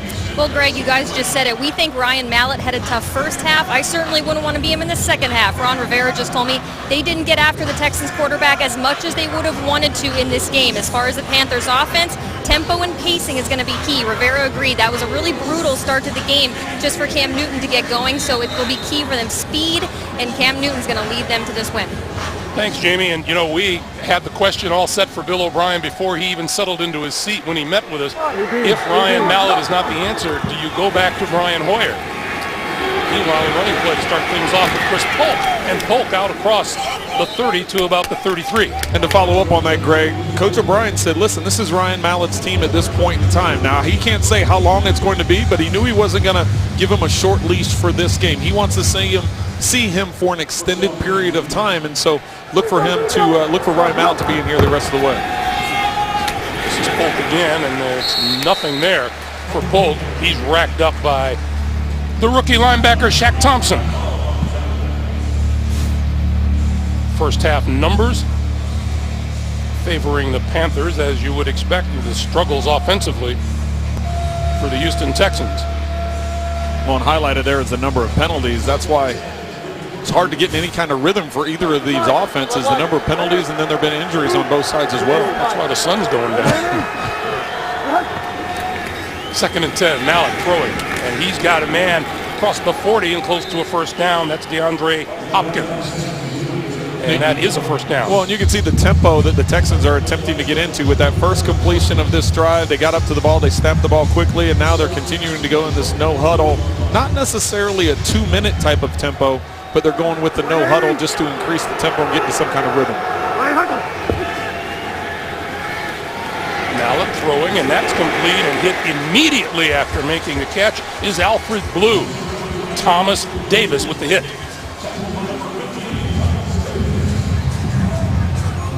Word from the Houston Texans, by the way, is that the injured offensive lineman Jeff Adams will not return.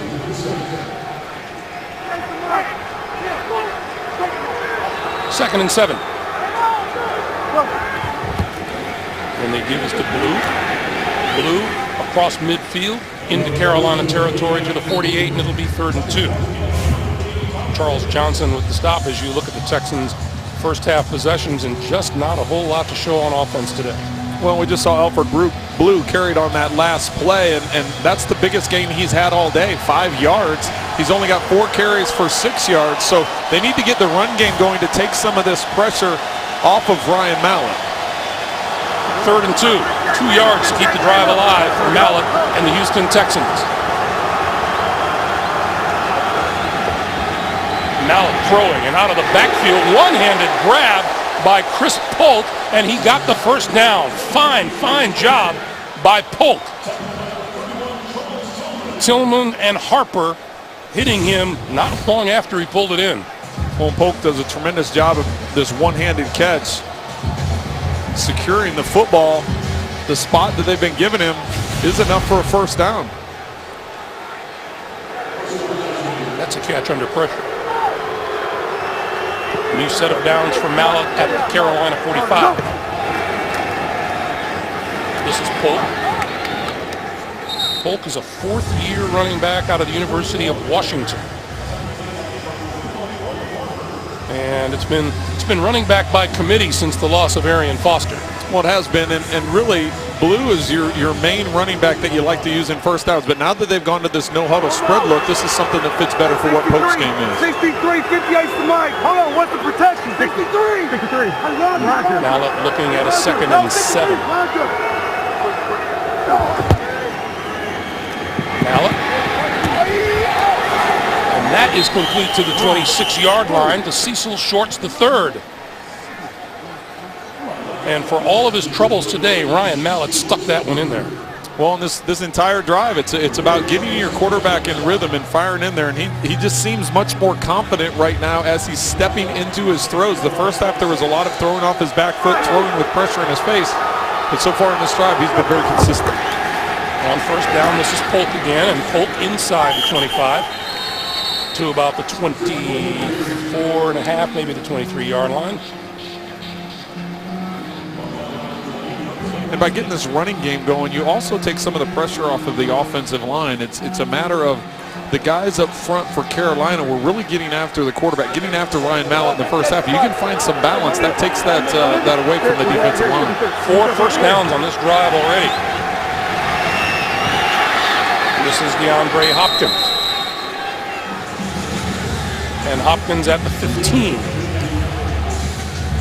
And you see what they've done different this drive, Greg? You see how they're getting the ball out of his hands quickly. All the throws have been underneath. There hasn't been very many throws. There was the one throw earlier that was up the field, but most of these throws have been under that 7-8 yard range. Get the ball out of your hands quickly. Get the ball on target.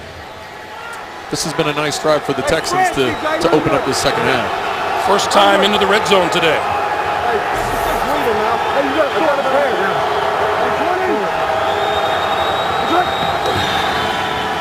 Mallett on the quick slant. DeAndre Hopkins inside the 10 to the 7.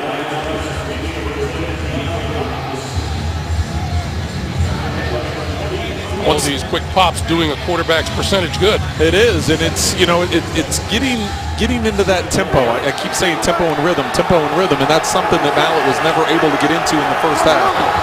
On 2nd and 2, this is Polk, and he may lose a yard on the play, courtesy of Thomas Davis.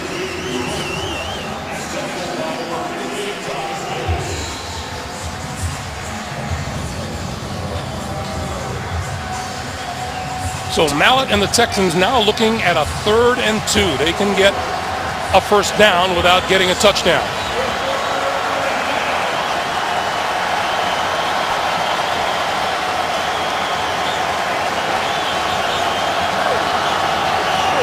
Alfred Blue is in the backfield with Mallett. Well, and if Blue in the backfield, as they call a quick timeout here.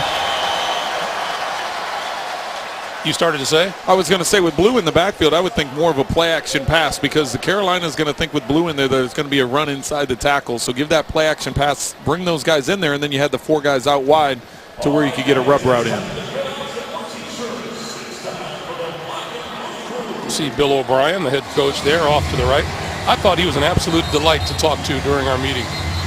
He was great. You know, you never really know. For us, that's the first time getting to talk to Coach O'Brien, and you didn't really, you know, as you go into those production meetings, you know, how forthcoming are they going to be? And, you know, he was very open with us, very honest, especially about the quarterback situation and what the thought process was going into making that change this week, and some of his thoughts, of course, about the defense and his thoughts about hard knocks. He was very open about that, and it was a nice talk with him. It definitely was. Houston had 93 total yards in the first half, 73 on this drive. 3rd and 2. I still look for a play action here. I look for Alfred Blue to get a play action here, and then you have some one-on-ones on the outside. Mallett, end zone. Pulled in. Did he come down? It is ruled a touchdown to Garrett Graham. We'll see if that holds up, but what a catch by Graham at the back of the end zone. Well, and from here, it certainly does look like a catch. Graham putting the one hand up and being able to bring it in, and look from up here to get both feet in. You have to finish the catch. There's 1 foot down, 2 foot down, 2 feet down, inbounds. It depends on when he secures the ball. So he secures it right there. The 1 foot is on the ground, the 2nd foot's on the ground, and you see if he finishes the catch. Yeah, he did. The ball stays secure. There's no movement of the ball as he hits the upright, or not the upright, but the goalpost. Mallett with the touchdown pass. Graham with his first touchdown catch, and the extra point is good. 8:29 to play. An impressive drive by Mallett and the Texans. And we have a 10-10 tie here in Carolina. You're watching the NFL on CBS. Garrett Graham's first catch of the season is a 7-yard touchdown reception, one badly needed by the Houston Texans. Ryan Mallett, 7 out of 7 on that drive as Houston pulls even at 10 apiece. 8:29 to play here in the 3rd quarter. And this will not be returned. It'll sail through the end zone for the touchback, and Cam Newton and the offense will begin at the 20-yard line. It was Ryan Mallett to Garrett Graham. Dandy catch at the back of the end zone. We're back to Charlotte after this. The NFL on CBS is sponsored by Southwest Airlines. Find Southwest Airlines fares online only at southwest.com. DirecTV. If you call yourself a sports fan, you gotta get DirecTV. And by Honda, the power of dreams. That Charlotte, North Carolina skyline is easy on the eyes, isn't it? And great weather go with it. Cam Newton to give to Jonathan Stewart. And we'll see if that Houston defense can stand tall now as they pull even at 10. Take a look at the first half possessions for the Carolina Panthers. There wasn't a whole lot there offensively to shout about either. No, they were slow coming out of the gate, that's for sure. And Coach Rivera told us that he was looking for a faster start. That didn't happen, but they did get things going in the second quarter a little bit, and were able to make some scoring drives. On 2nd and 8, deep drop for Newton. Newton on the run, sliding across the 30 for a first down. We had to compliment him on that sliding because the coaches have been after him to do a little more of that. Well, and that's not something he really likes to do. He will fork with the pressure coming off the edge. Watt losing contain on the outside, and you can see Cam Newton taking the slide there and giving us a little first down signal. 6 carries for 47 yards rushing.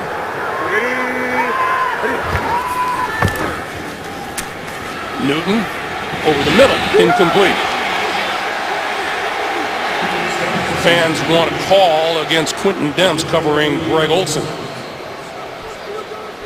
Let's go down to Jamie. Well, I think, Greg, it's time to reveal to the world that Cam Newton is a pescatarian going on 4 years. He doesn't eat meat. He only eats fish. He told us yesterday that the thing he misses most is fried chicken, but he doesn't really do it for dietary reasons. It's more of a mind over matter challenge. So pretty interesting. His mercury levels, he admittedly said, are very high. I had no idea what he said. I'm a pescatarian. I wanted to say I'm so sorry. Yes, we had no idea. That's right. Thanks, Jamie. 2nd and 10. Newton throwing.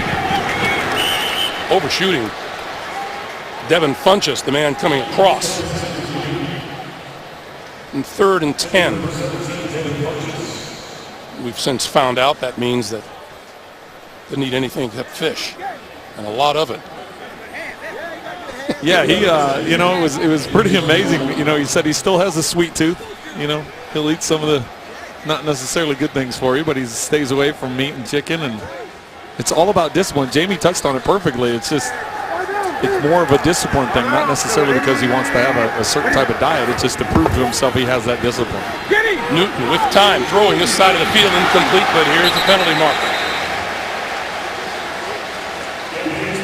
And this looks like it's going to go against Jonathan Joseph.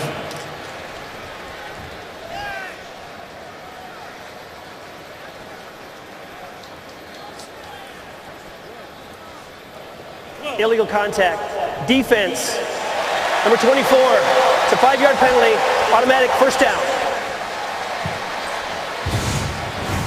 Ted Ginn is going to come up, and he's just running an out route, but I want you to watch right here. Joseph, he's going to reach that right arm out.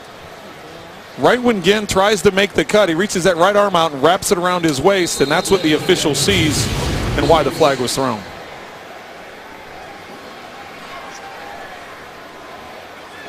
So new set of downs for Cam Newton. And Newton going to keep it around the right side. Breaking tackles, midfield, and out of bounds at about the 45-yard line.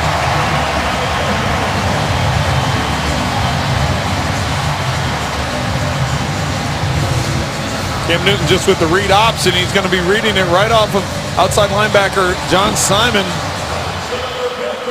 We talked to the Texans. How do you tackle Cam Newton? Is there a certain way? Do you go for his legs? Do you stay up high? Do you tackle his arms? What is it you want to try and do? And they said, well, the first thing you need to do is you need to try and wrap his arms, because you don't want him to continue to play and throw the ball upfield if you're able to hang around his arms. That time Simon just too high, not able to bring him down, and Cam just shakes him off. When you're 6'5", 245, you got to bring him down more than that. 19-yard run is the longest for anyone today. Newton throwing over the middle, tipped, intercepted as a penalty marker flies in the secondary. Raheem Moore has the ball, but let's check the flag. They're going to get Demps against Olsen, but because that ball was tipped, it won't be a pass interference. Now, if they call it holding, then the play could stand. Prior to the pass, holding. Defense, number 27. It's a 5-yard penalty, automatic first down.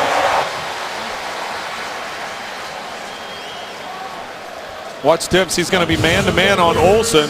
Here they are right here on your side screen. Watch him and follow him across the field. You'll see him grab him. You see the jersey extend. That official that's in the back, he's a good 30 yards, 25 yards away from it. As soon as he sees the jersey extend, the flag's coming out every time.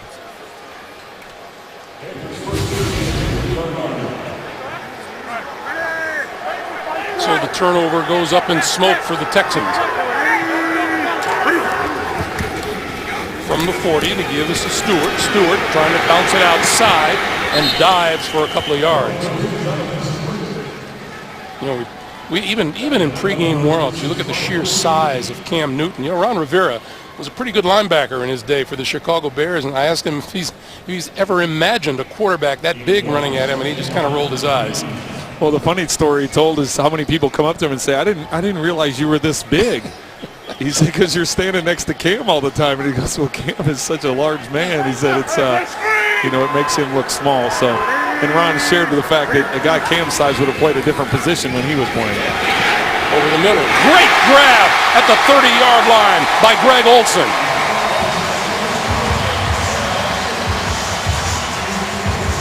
Watch Cam Newton as he stands in the pocket. It takes guts to play quarterback in the National Football League, and he stands in here and makes this throw right as he's getting hit and taken to the ground. Puts an accurate throw. It was Akeem Dent that was putting the pressure on Cam Newton, but with that arm strength and obviously Olsen with his hand strength bringing the catch in. 5 catches, 43 yards for Olsen today. Newton hit hard that time as he thought about running it up the middle by J.J. Watt. And J.J. doing the Cam Newton bit.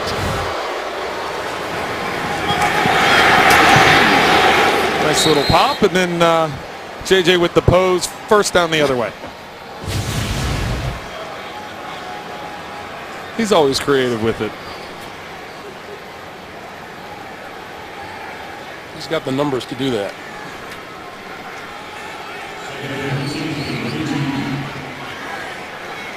Play clock down to 5. Stewart inside the 25, twisting his way to the 21-yard line. It'll be 3rd and about 3. And he just freezes Kevin Johnson, who comes up for the tackle. You'll see him as he approaches the screen. Stewart here getting to the second level. Watch 30 just get frozen there.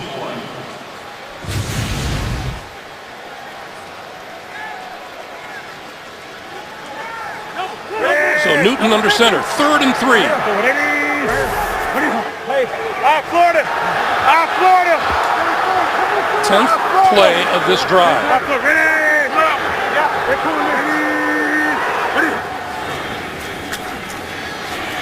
Newton throwing complete inside the 20, and that looks to be enough for a first down. Ted Ginn Jr. coming across the middle. Cam Newton showing a lot of patience on a lot of these completions. And you got to give credit to the offensive line. I know he took a shot a little bit earlier, but that time Texans were bringing heat to try and keep the first down from happening. They picked up the pressure and allowed Cam Newton to step in, and Ted Ginn with the hit, or with the catch as the hit was taking place, securing that catch for the first down. Under 3 minutes to play here in the 3rd. This is Mike Tolbert. Tolbert shakes the tackle inside the 15 to the 14.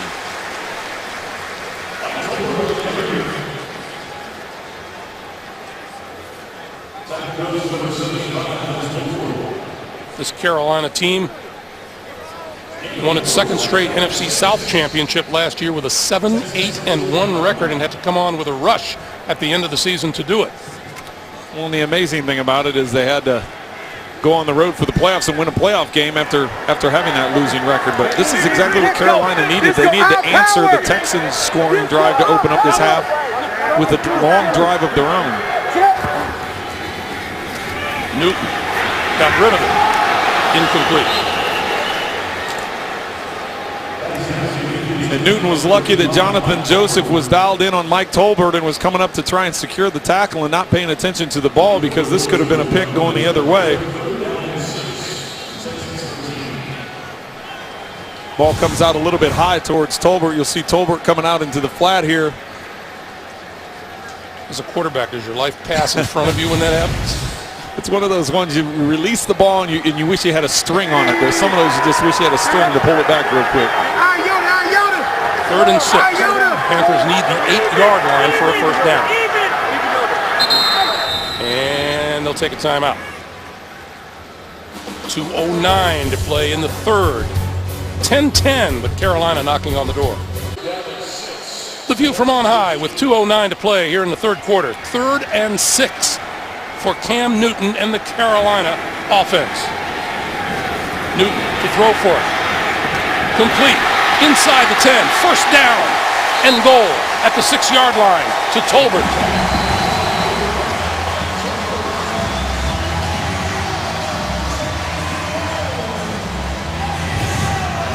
Tolbert's going to do a fake cross. He's going to come out here and then reverse back out that way, and that's really what freezes the linebacker in terms of coverage, creating that separation on Justin Tuggle. Tolbert is a fire plug at 5'9" and 250. Everybody pointing fingers on the offensive line.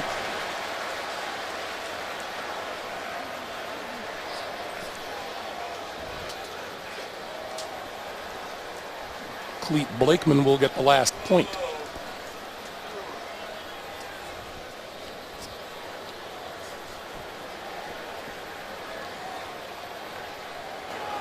Neutral zone infraction. Defense, number 90. Penalties half the distance to the goal line. Still first down. That's Jadeveon Clowney. Half the distance will put the ball just inside the 3. Clowney lined up right here.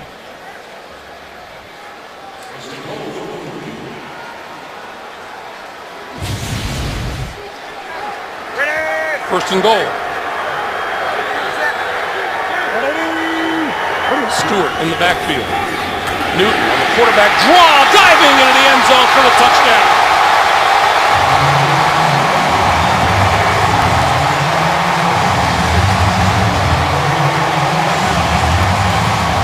Greg, he really was Superman on that play.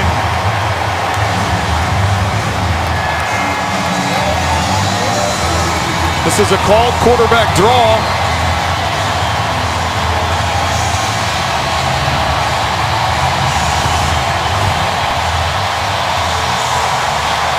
See, he plants his foot, he goes airborne.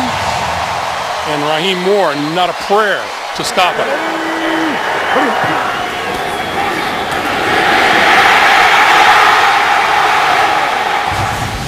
Gano with the extra point. It is good. 1:04 to play in the 3rd quarter, and the Panthers answer right back with a touchdown to grab a 17-10 lead. The NFL on CBS is sponsored by FanDuel, the leader in one-week fantasy football. And by the Home Depot. More saving, more doing. That's the power of the Home Depot. Carolina comes right back to grab a 17-10 lead on Houston, led by Cam Newton. We have 64 seconds to play here in the 3rd quarter. Quentin Demps deep for the kick. And will not get a chance to run this one back. It'll come out to the 20-yard line. Cam Newton, prior to the game, out on the field in his Superman shoes, his Superman t-shirt. Come game time, he gets airborne over Raheem Moore, and only Superman would come up smiling. How's that for an accomplishment? Who knew the great Otto Graham ran the football that much? Most rushing touchdowns by a quarterback in the first 63 games of a career. And still going. With the way they made that last drive. And yeah, the rest answering the Texans drive. The rest of those guys are pretty much done. Chandler, Worthy, 25, 30, and out across the 30 to about the 33. A reminder, tomorrow here on CBS, the geniuses from last season's hit drama are back. Don't miss the season premiere of Scorpion tomorrow at 9/8 Central, only CBS. Last 40 seconds of the third quarter. This is Alfred Blue, and Blue with nowhere to go. After that last drive and touchdown, Trent, lots and lots of congratulations for the Carolina offensive line coming off the field. Well, and rightfully so. They had to come back and answer the Texans' drive after they opened up the third quarter with a long 80-yard drive, and Carolina going back out and doing the same thing. So it was a good answer, good test for the offensive lineman of Carolina, as you mentioned, and now it's up to the Texans. After not having much offense the first half, we've seen quite a bit here in the third quarter. Pass to the outside. That is complete to Cecil Shorts III, and he is out of bounds about a yard short of a first down as time expires here in the third quarter. We've played 3 in Charlotte. 17-10 Panthers. We're back after this message and a word from your local station. You're watching the NFL on CBS with our producer Bob Monsbach, our director Suzanne Smith, Greg Gumbel, Trent Green, Jamie Erdahl, and the rest of our crew here in Charlotte on a day that began with NBA MVP Steph Curry pounding the drum, getting the honorary honors. I guess honors are honorary. Carolina with a 17-10 lead as we start the fourth. See, now I'm going to think about honorary honors all the way home. That's going to bug you. Ryan Mallett has completed 8 straight passes. Work to do as we begin the fourth.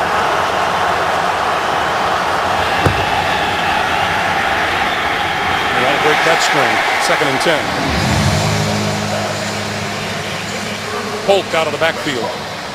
Well, and under pressure, Mallett didn't have time to hang on to that ball and see how the play developed. He had to get rid of the ball quickly. He was trying to anticipate.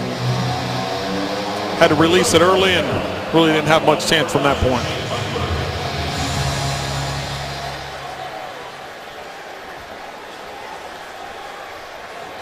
So Ted Yoon Jr. is deep, and he will fair catch this one at the 17-yard line. So that's where Carolina will start, and going back to Steph Curry, reigning NBA MVP, grew up playing high school ball. Nearby Charlotte Christian, won 3 conference titles, earned all-state honors, and returned to the area with his NBA championship trophy this week, stopping by Davidson College on Thursday and Charlotte Christian on Friday. I bet you that trophy gets you a lot of access. He's a heck of a player, heck of a person too. He tremendous for the community, and really happy for him, the success that he's had. He's kind of good.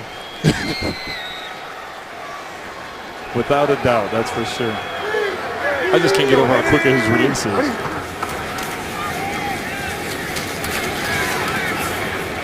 It may interest you to know I have an equally quick release, but the ball is nowhere near as accurate.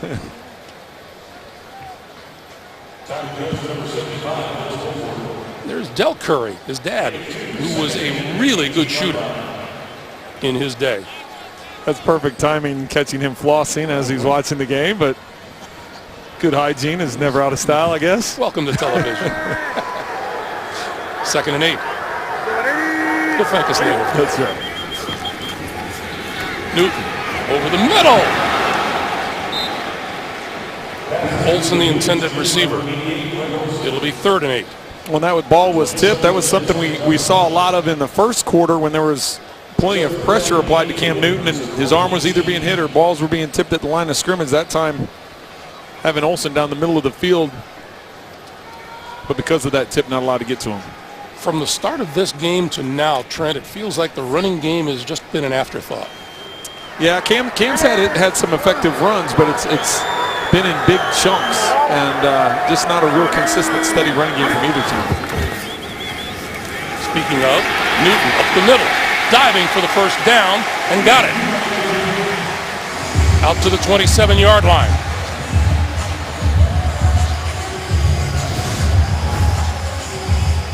When you have to remember, when a quarterback is running, if he goes head first, he's just like a regular runner. that it's where he's touched is where the ball is down. If you go feet first and you slide, then it's where the ball is when your feet begin the slide. So by going head first, he's able to pick up the first down. Cam Newton with 77 rushing yards compared to 61 for the entire Texans team. And Newton to throw on first down, had it batted at the line. And Jadeveon Clowney getting credit for that one.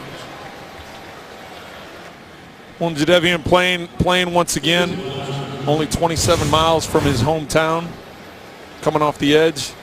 He's able to get a hand on this ball.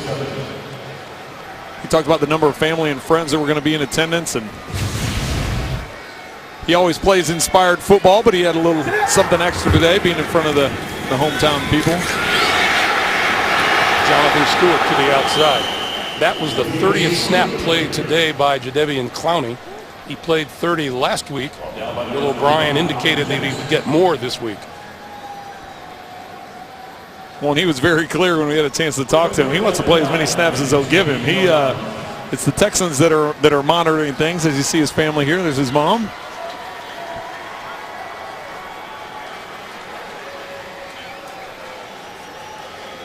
Yeah, the guys from the South Carolina area, they groups of 25 and 30 and 35 people visiting today.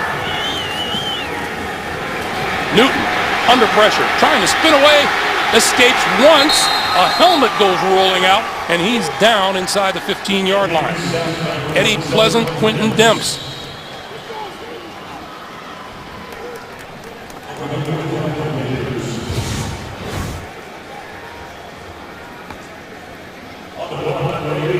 See, they bring 7 men in, 7 men with the rush. Can't block everybody, and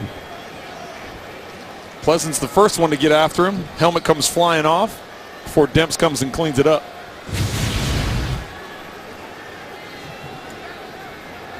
I'm telling you, there's something about those Texans helmets. They just don't want to stay on.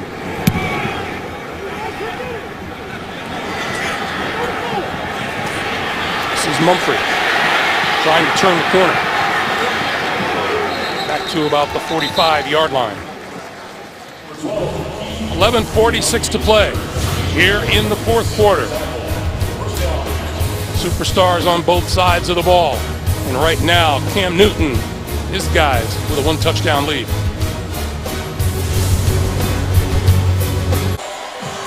Nice day for a ride in the blimp, huh? Aerial coverage of today's game provided by MetLife.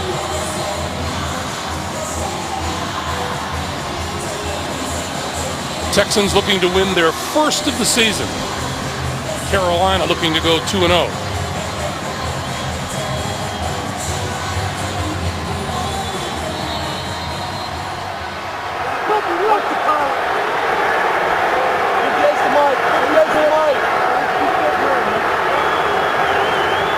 Mallett under center, going to straight drop and throw it.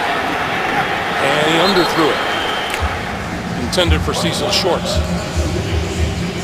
A reminder, coming up, the Subway postgame show. JB and the gang back in New York with all the latest NFL scores and highlights coming up on the Subway postgame show.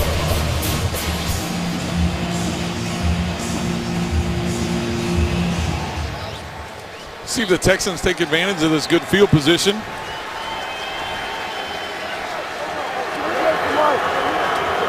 Chris Polk in the backfield. On 2nd and 10, far side of the field and overthrowing everybody. Intended for Hopkins, covered closely by Josh Norman.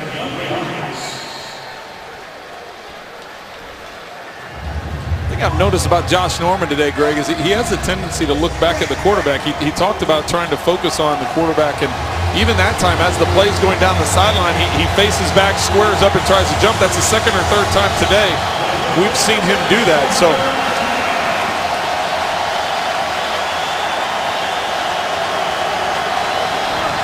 third and 10.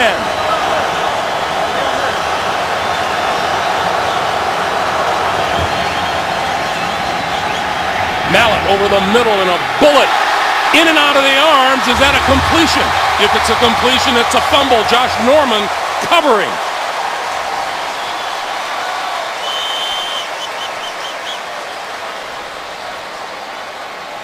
They're going to talk about it. Well, you have to remember the rule here. Not only it is ruled a catch and a fumble. you have to have both feet down, you have to have the ball secure, and you have to be making a football move. There's the catch. 1, 2. Thomas Davis with the hit, forcing the fumble. The NFL on CBS is sponsored by McDonald's, teaming up with the NFL like never before. Firestone Tires. Whatever you drive, drive a Firestone. And by Dodge.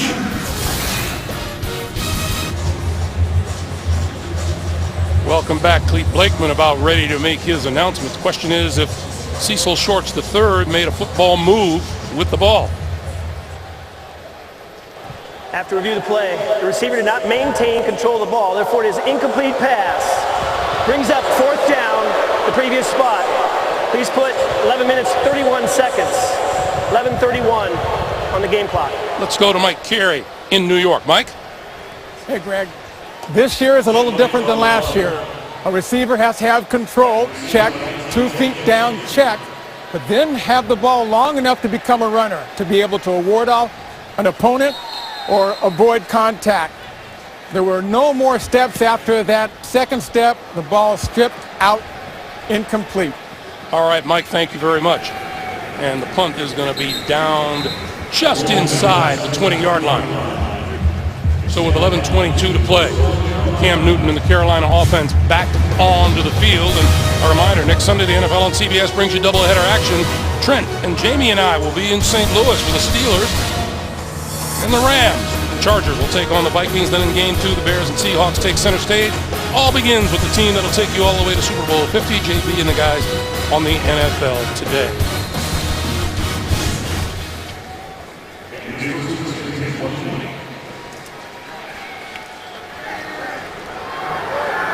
First down at the 20-yard line. This is Jonathan Stewart, left side, will lose yardage.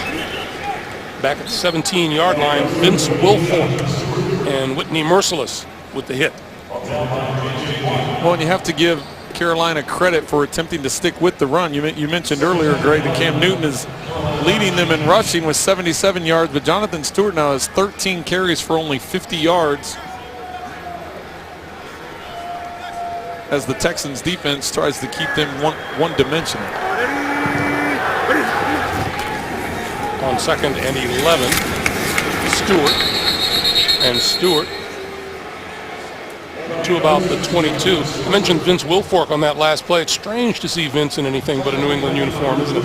Yeah, there's certain players you just you recognize as one type of uniform, and Vince was the anchor of that New England defense for so long and for many world championships. But he has a great relationship with Romeo Crennel, and when he became a free agent, Mike Vrabel was a teammate of his. You see right there, up in New England. It was easy to recruit him down here. One of the delightful guys in the National Football League. 3rd and 8. Newton.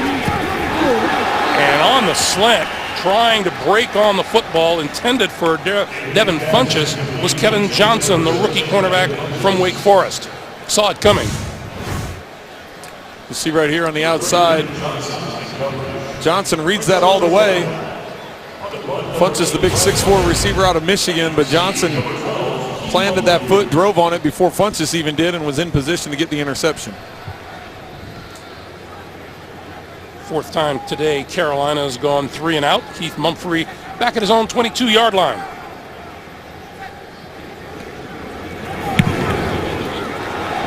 Booming kick.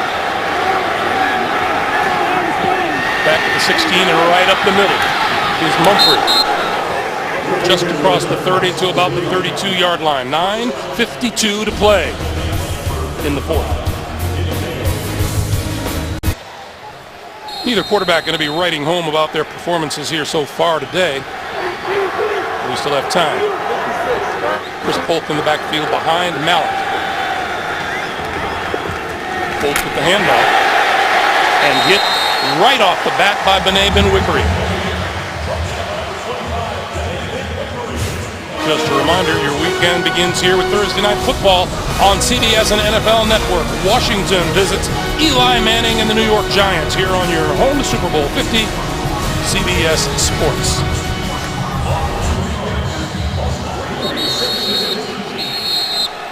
So there's the total yardage story here in the fourth quarter. -2 for Houston and 1 for Carolina.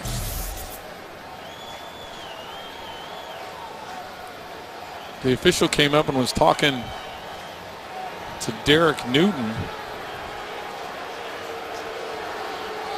the left guard.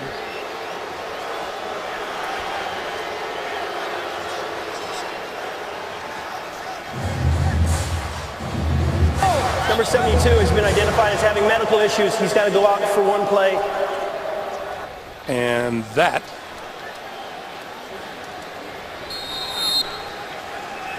is absolutely required by rule. Greg Mance into the lineup to replace him.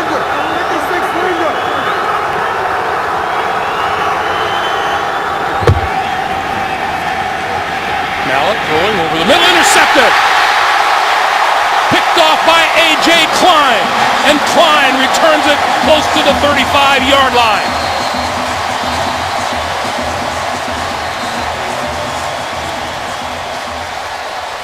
He started in the middle today for Luke Kuechly and comes up with the pick.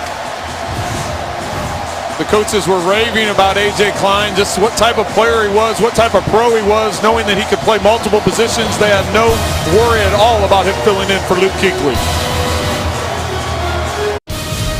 The NFL on CBS is sponsored by Red's Apple Ale.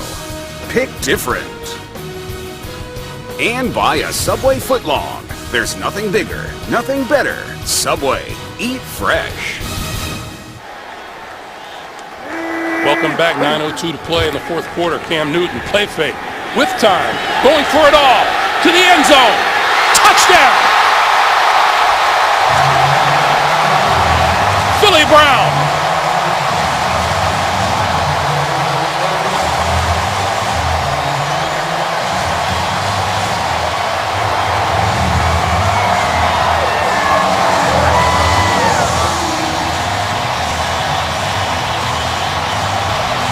Philly Brown is one-on-one with Jonathan Joseph on the outside. Cam Newton comes off with a hard play fake. Gets the safeties to bite up. Here's the combination.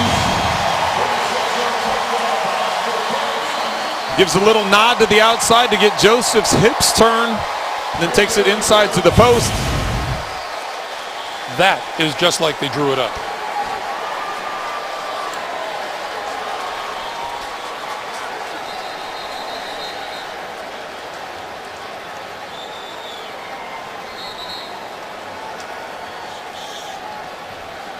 And we have a, let's see, they're calling for some sideline help for one of the officials.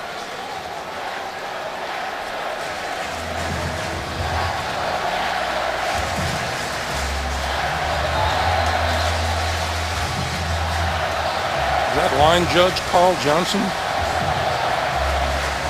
walking to the near sideline?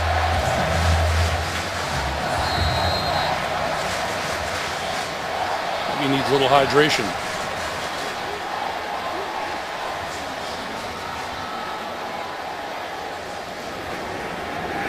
Meanwhile, the extra point attempt is good.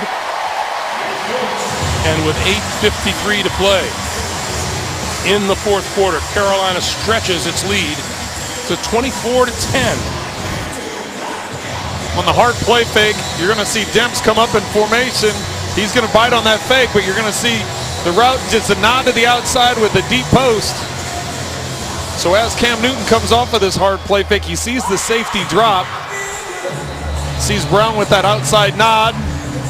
So here's the route here. The safety's way behind. He has no help over the top.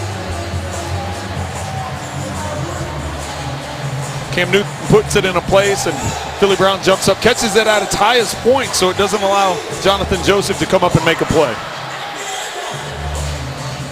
And as we've learned over the last couple of seasons, you have to finish the catch to the ground. Philly Brown does finish the catch.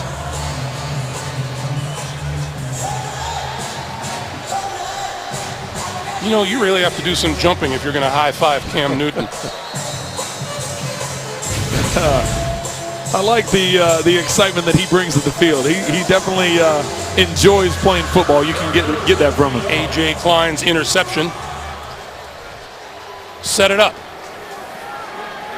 And this ball will sail through the end zone for the touchback. One more look at another touchdown pass for Cam Newton today. And this one right on the money.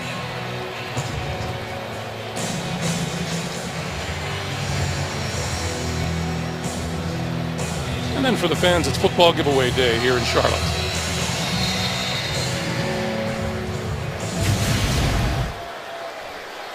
Man, you see the smile on his face? Up by 2 touchdowns their fourth quarter. They'll make you smile like that, Greg.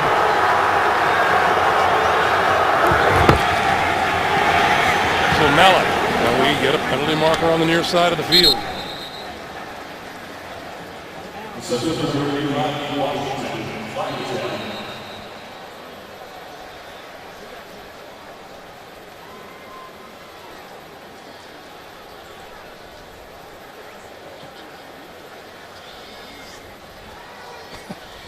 There is no foul to play for a defensive hold. The pass was in the air at the time the foul occurred. Play is called legitimate. It's second down. Meanwhile, Carl Johnson coming back onto the field after being treated on the sideline. A little heat exhaustion. Good man, Carl. 2nd and 1.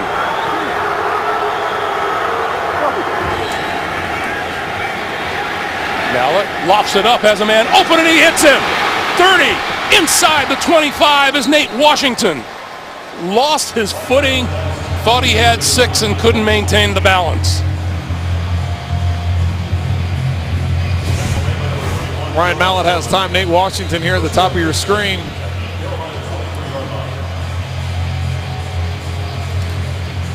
Mallett just laying it up over the top.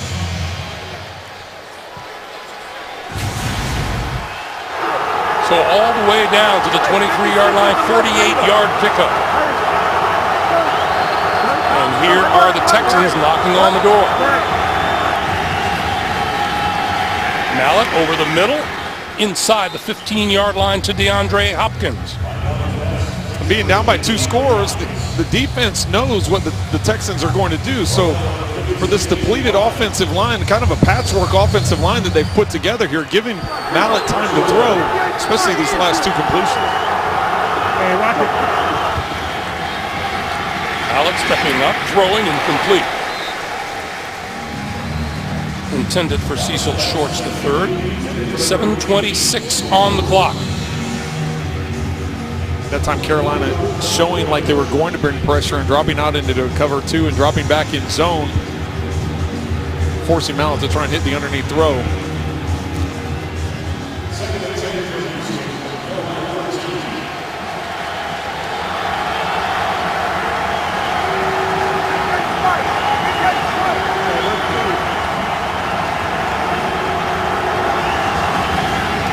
On 2nd and 10, the pass looked like the same play from just a moment ago, inside the 10 to the 8-yard line to Cecil Shorts III. Well, being down 2 touchdowns, you would definitely think this is 4-down territory here. So you have 2 downs to pick up the first down. They need to get it to, looks like just around the 3-yard line. So look for a little bit more of the same. Bill O'Brien trying to work the inside. Bill O'Brien was in 4-down territory back in the first quarter. He was. 3rd and 4.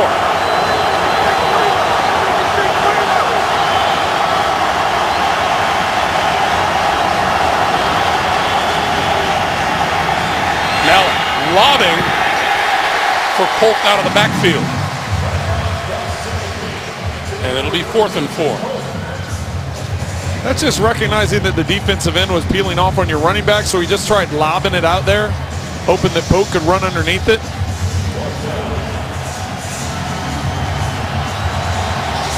So what's been working for Ryan Mallett? Well, I think Carolina's going to show pressure, but then ultimately drop out into coverage. So they've got to find those inside windows that they were on the previous part of this drive. And we are going to get a timeout. Timeout with 6:38 remaining. Carolina uses its second here in the second half. And a reminder, coming up, the Subway postgame show. JB and the guys will have latest scores and highlights coming up on the Subway postgame show. Just a reminder, Texans can get a first down at the 3-yard line.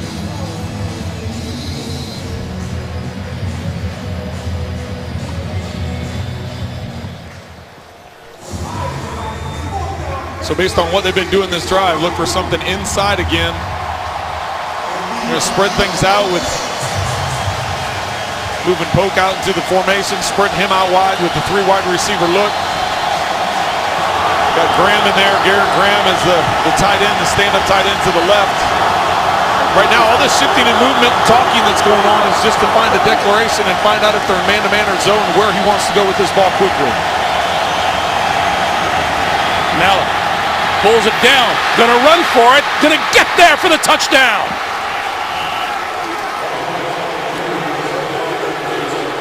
Mallett escaped the rush and looked up and had a wide open field.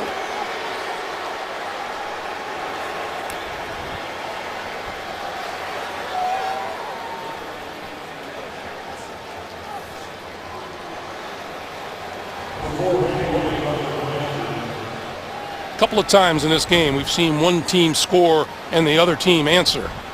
Well, that's the one thing you can get caught up in when you're facing Ryan Mallett. You're thinking, okay, he's not the mobile guy. Brian Hoyer's the mobile guy, so let's go man-to-man and let's tie everybody up, but you don't assign anybody to the quarterback because you're not thinking Mallett's going to be the mobile guy to run around, and nobody assigned to Ryan Mallett there. He sees everybody covered and has a window to get it into the end zone. Mallett engineers an 80-yard drive in just 2 minutes and 22 seconds. And Houston back to within a touchdown again at 24-17 with 6.5 to play. But what's the combination of receivers? So you have 3, including the tight end Graham here, and you have Polk out here with DeAndre Hopkins. And what happens is with them dropping into their routes, you watch everybody lock in. You got 3-on-2 up here. You've got 4-on-3 down here. But this entire part of the middle of the field is wide open. As Ryan Mallett steps up and is looking for it, that's why no one's open. You have 3-on-2 and 4-on-3, but nobody's assigned. Mallett recognizes that, has a window or lane to get it into the end zone.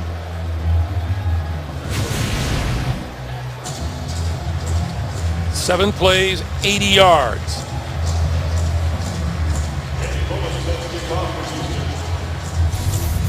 And still plenty of time. Plenty of time.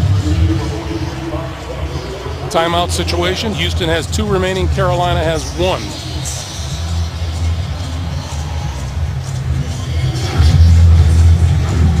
And Fozzie Whitaker will run this one out of the end zone. 20. Breaks through close to the 30-yard line.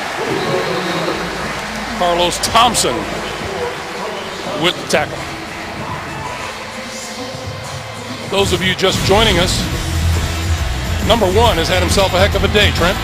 Well, here's the touchdown pass early on to Ted Ginn, who's on a double move on the outside. Then Cam Newton with Superman gets flipped into the end zone, then follows it up with a touchdown pass to Philly Brown on their last possession. That's how Carolina got to their 24 points. A look at the numbers on the day so far. Meanwhile, for Houston, it's been a little bit slower going as Ryan Mallett, the new starting quarterback, has worked his way into a rhythm here in the second half. Jonathan Stewart bulls his way close to the 35-yard line. Well, and it's important to point out, you talk about Ryan Mallett in that first half, the Houston Texans had 93 yards of offense at halftime. In the second half, they have 178 yards of offense. So you mentioned Mallett getting into a little bit of a rhythm, and obviously they're getting some points on the board, feeling much more comfortable as they've been able to move this ball in the second half. And we talked about at the beginning of the day how unusual it is that a head coach would change quarterbacks just 1 game into the season and not because of injury. Well, and Coach O'Brien was able to tell us, he said, you know what, Ryan Mallett got into that fourth quarter against Kansas City, gave us a spark, and I want to see what he can do. I'm not going to be a quick trigger with him. I want to see him ride it out. So when things were struggling there in the first half, we knew that he was going to stick it out with Mallett for the second half, and things have turned around for him. Well, he was bombarded all week with that question, wasn't he? And he was very nice about it. He knew we were going to ask it. He knew it would eventually come around, but he was prepared for it and had the answer that definitely backed it up. 3rd and 2 now for Newton.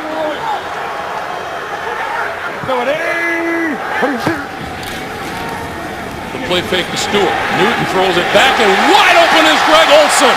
Olsen, midfield, 40, 35-yard line in the first down. 27-yard pickup.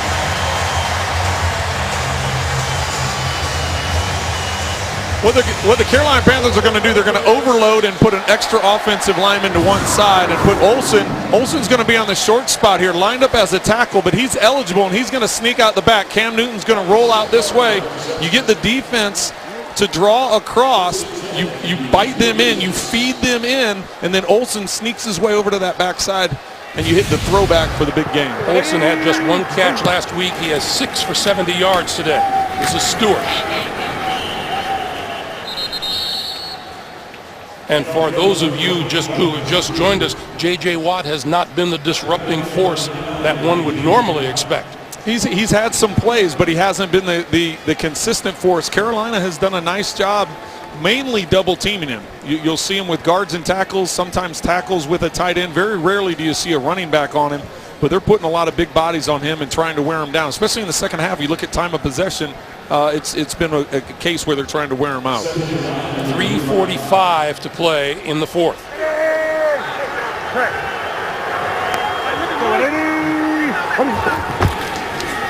This is Tolbert. Tolbert back to the line of scrimmage and no more. Brian Cushing, Whitney Merciless combined for the tackle. The Texans, because of the score, because of the situation and the time left, they're putting a lot of guys down in the box, putting a lot of defenders near that line of scrimmage. See J.J. Watt's day. 7th straight game with a sack.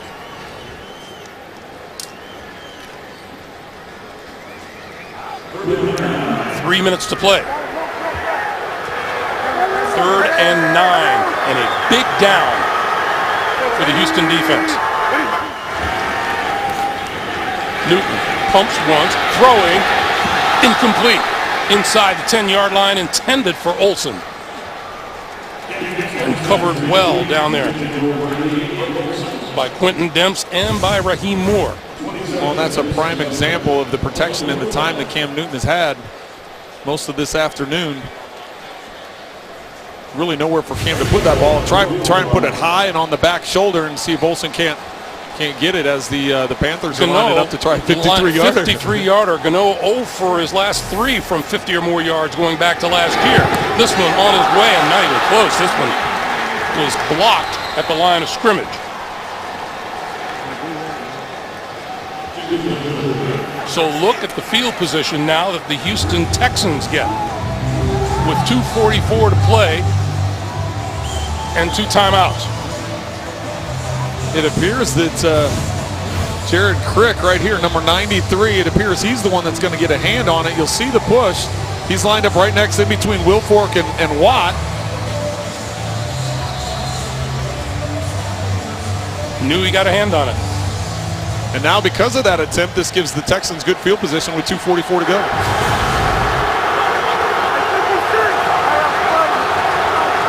Mallett and company from the 43. Bounces off of the shoulders of Chris Polk out of the backfield. It'll be 2nd and 10. Well, now, and this will be interesting to see what Carolina decides to do defensively. Do they keep with their 4 and their 3-man pressures and try and drop into coverage and keep everything in front of them? Or do you continue with the pressure, bring those linebackers, go with some man-to-man? If you go with what they've been doing, they're just going to rush the 4, try and drop guys in coverage and see if Mallett can make those accurate throws up the field. This is Polk. Polk shakes the tackler in the backfield. 45.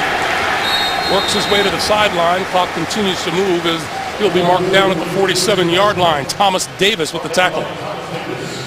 2:25 to play.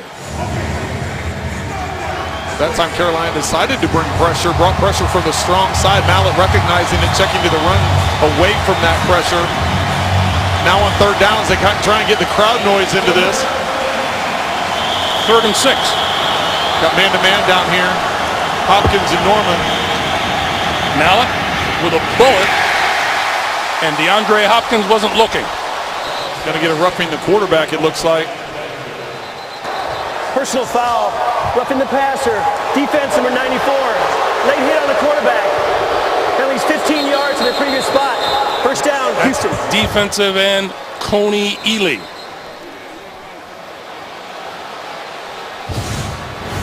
They had a perfect design here. Ely's the one coming off the edge.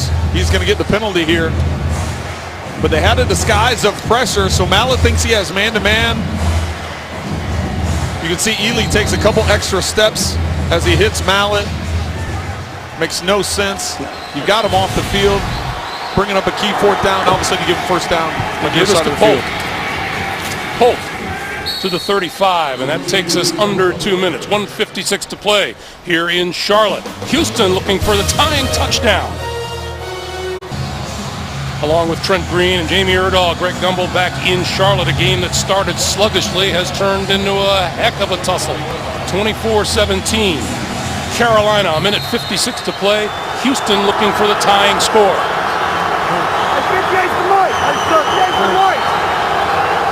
Mallett needs the 28-yard line for a first down. Mallett under pressure and under throws, and Chris Polk was covered out here by A.J. Klein. It'll be 3rd and 7. 3rd and 7. Mallett still has to remember, with a minute 51 left in this game, he still has plenty of area in the middle of the field. He can't just look to the outside. It's not like he's down on his own 20-yard line. He's in good field position here, so utilize the space, utilize the open parts of the middle of the field as you approach this 3rd down. And down 7, there is no thought of a field goal here. 3rd and 7.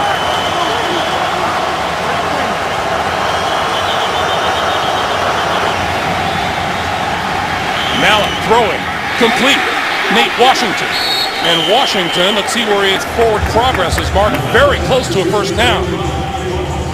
I cannot tell you how difficult of a catch that is by Nate Washington. That is a fastball behind him as he's running inside. He has to reach behind him and make this catch.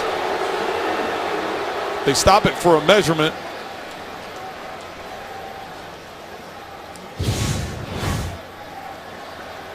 Washington's going to be at the top of the screen, and he comes inside. Incredible catch, reaching back to get it. Here's the first down line. Here's where the receiver is. Washington trying to get to the ball. It appears on that replay. Just a little bit short. So 4th and inches. But on the replay, it looks like a good spot. So I don't, even though it's under 2 minutes, from a spot standpoint, I think that was a good location that they marked that ball.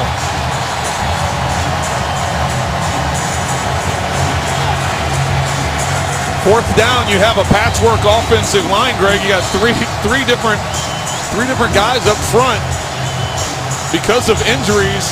Guys sliding to new positions. The success. And now we're going to have a timeout taken by Houston. That is their second.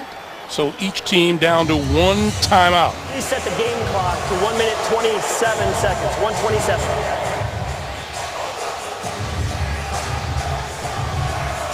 So with the success that Mallett has had throwing the football, do you throw it or do you run it here for the first down? Well, on 4th and short, I guess they're taking another look at this to see if the spot is good. He's clearly short of the line. Actually, I think he was even further away from the line than what they ultimately spotted it. It's only going to be a few inches away. So where they've had success running the football is by spreading people out and then trying to get the run inside. So I think you do that again. I think you spread everybody out. If Carolina decides to bring that pressure, to put all those guys in there, then you do one of your rub routes on the outside. If they decide to keep everybody expanded, And the Texans are doing opposite. They brought in big bodies, trying to run the ball. This is Polk. Polk fighting for first down yardage, and he gets it. To the 26-yard line. A minute 16, a minute 15 to play. Carolina 1-0, Houston 0-1, looking for win number 1 on the season, just looking for a tie game here right now. Mallett, a bullet to the 20-yard line and complete to Cecil Shorts III. You still have time, 50 seconds here left in the half. You still have one timeout. Mallett needs to understand you can utilize the middle of the field like you did on that last completion. 2nd and 4.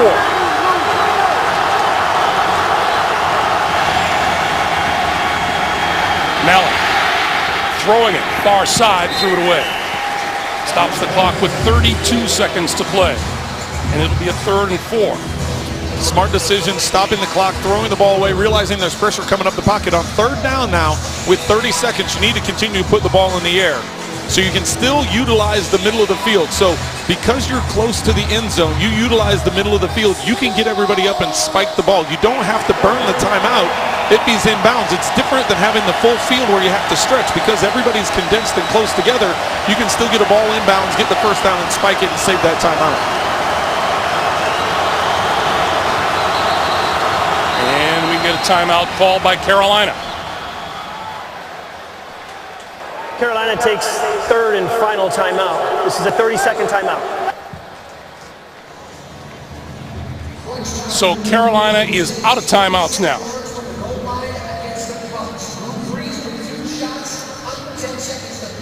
Would you feel good running the football here? I wouldn't. I would continue to throw it. I think you spread them out again.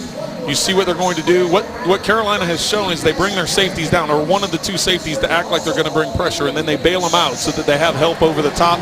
Don't give up the big plays. They're trying to disguise some things. But I think you continue to work the middle of the field. You only need 4 yards to get the first down. So go up, get the inside receivers to clear out in the middle, get your outside guys to come rubbing underneath. You pick up the first down, get down. You can spike the ball. That'll give you around 20 seconds with a timeout left and a first down around the 12-yard line. 3rd and 4.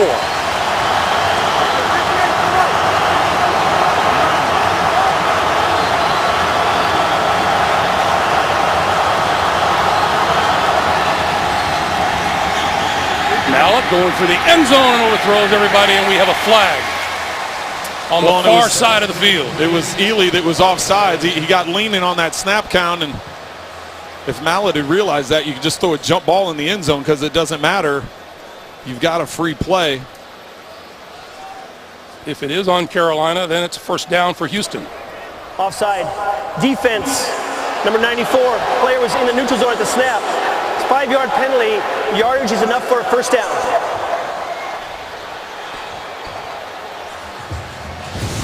Ely, once again, making the mistake. He had the roughing the passer earlier to keep this drive going. Now getting caught with the hard count, giving him the first down. Just inside the 15-yard line. 27 seconds on the clock. Mallett throwing for the end zone, and incomplete. He had a man running free at the goal line. That was Nate Washington. You know, Greg, you did have a man running free, but he didn't have time. There was a defender got free on the inside. Even though Washington came free up the middle, you'll see Washington, he gets free up the middle, but Mallett's going to get pressure coming up the middle. He doesn't have time to sit there and wait to see which direction Washington's going to go. Had to get the ball in his hands. A smart decision on his part. Save the yardage, save the timeout. 2nd and 10.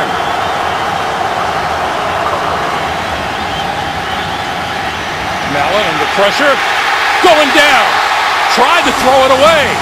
Says it's an incomplete pass. What do the officials say?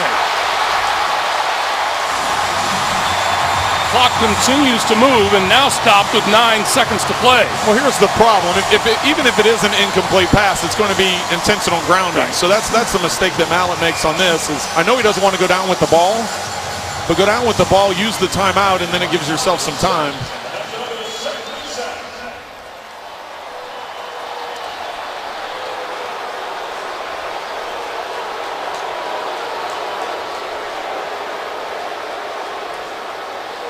The Texans want an incompletion. The Panthers want an intentional grounding.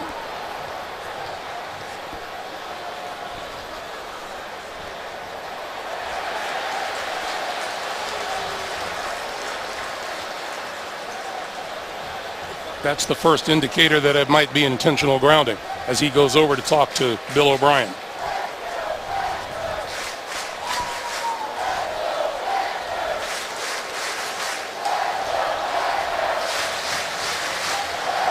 So Bill O'Brien talking about the clock. Clock continued to move even while the players were on the ground.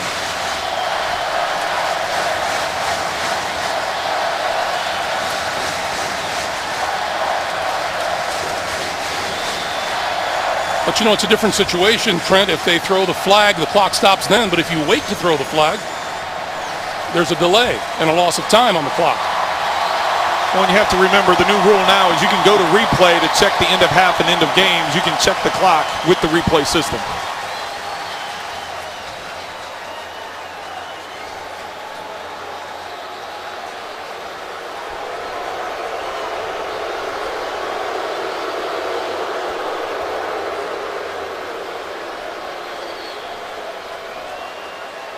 Here's Cleat. Okay, here's the situation. The ruling on the field is an intentional grounding in offense by the quarterback. That's a 10-yard penalty from the previous spot, plus a loss of down, which will bring up third down. Also, this situation requires a 10-second runoff. However, the Texans elect to take a timeout in order to save the 10 seconds.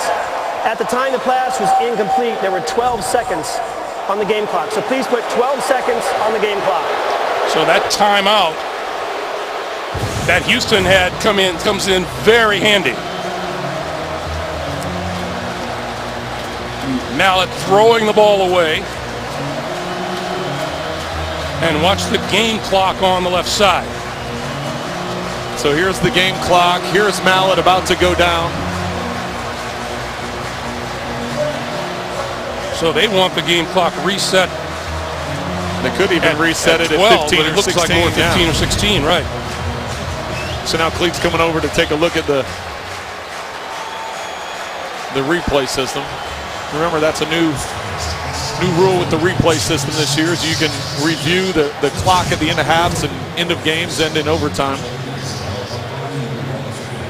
Let's bring in Mike Carey. Mike. Hey, Greg. Cleat Blakeman get that right? Yes. About the clock? Yes. Yes. So the rule is actually that if the clock runs out, they can fix it in replay. What happened in this case most likely was all 7 officials were on the field or watching the clock. One of the officials saw that it was an incomplete pass, looked up and saw what the time was at that point. He went and communicated that with the referee, and then they reset. That's my opinion of what happened. All right, Mike. And the clock should stop right when the ball hits the ground, and somebody must have seen that. And it looked to us that would back the clock up to around 15 or 16 seconds remaining.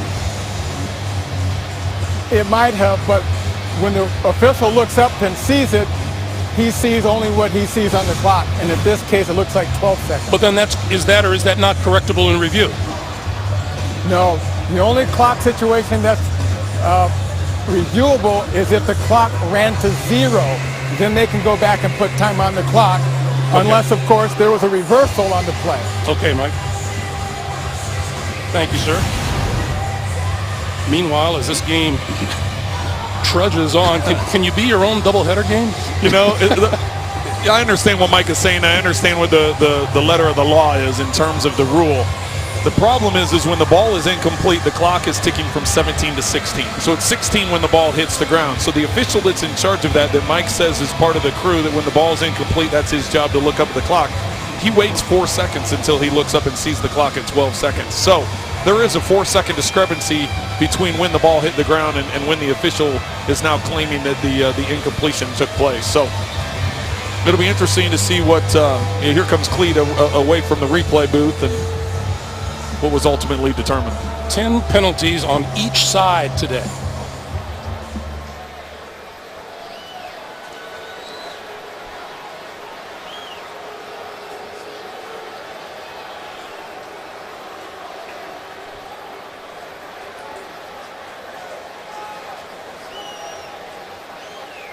Here's Clete Blakeman. After review of the play, the ruling on the field stands as called on the field. In addition, the back judge has confirmed with me that at the time the pass was incomplete, there were 17 seconds on the game clock. So please put 17 seconds on the game clock. Brings up third down.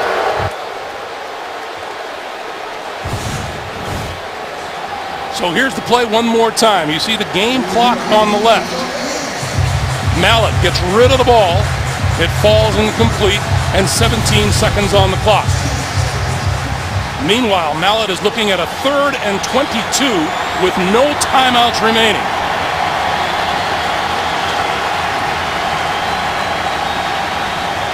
Houston needs the 5-yard line for a first down. You either have to throw this ball so the receiver can get out of bounds, or you have to throw it into the end zone. I don't know if you can get 2 balls snapped in the amount of time they have left.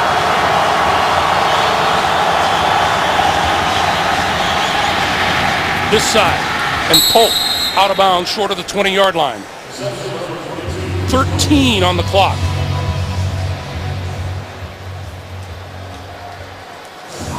Well, if you get out of bounds, you have time for 2 more plays, but it is 4th down. So they're going to have to take a shot into the end zone.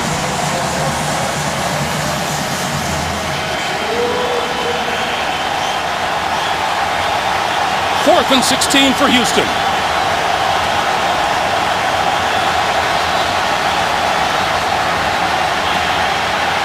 Mallett, loose, looking, throwing, end zone, overthrown at the back of the end zone, intended for DeAndre Hopkins.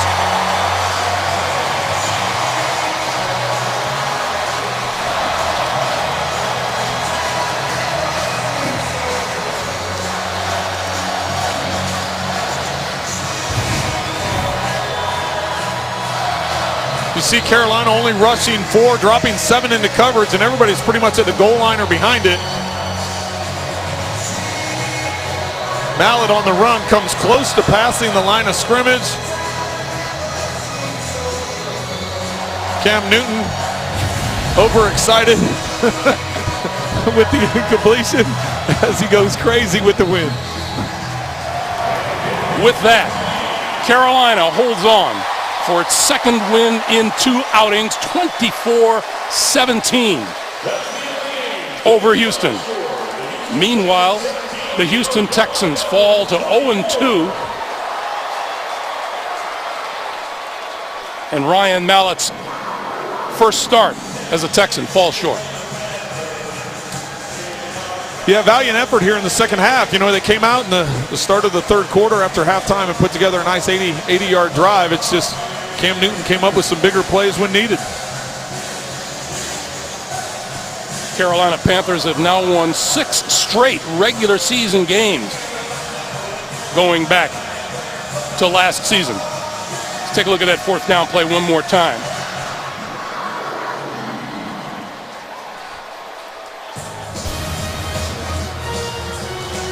I want to remind you the final score, 24-17. Coming up next, the Subway postgame show for Trent and Jamie. Greg Gumbel, so long from Charlotte. You've been watching the NFL on CBS, the home of Super Bowl 50. It's the Subway postgame show. You'll see plenty of this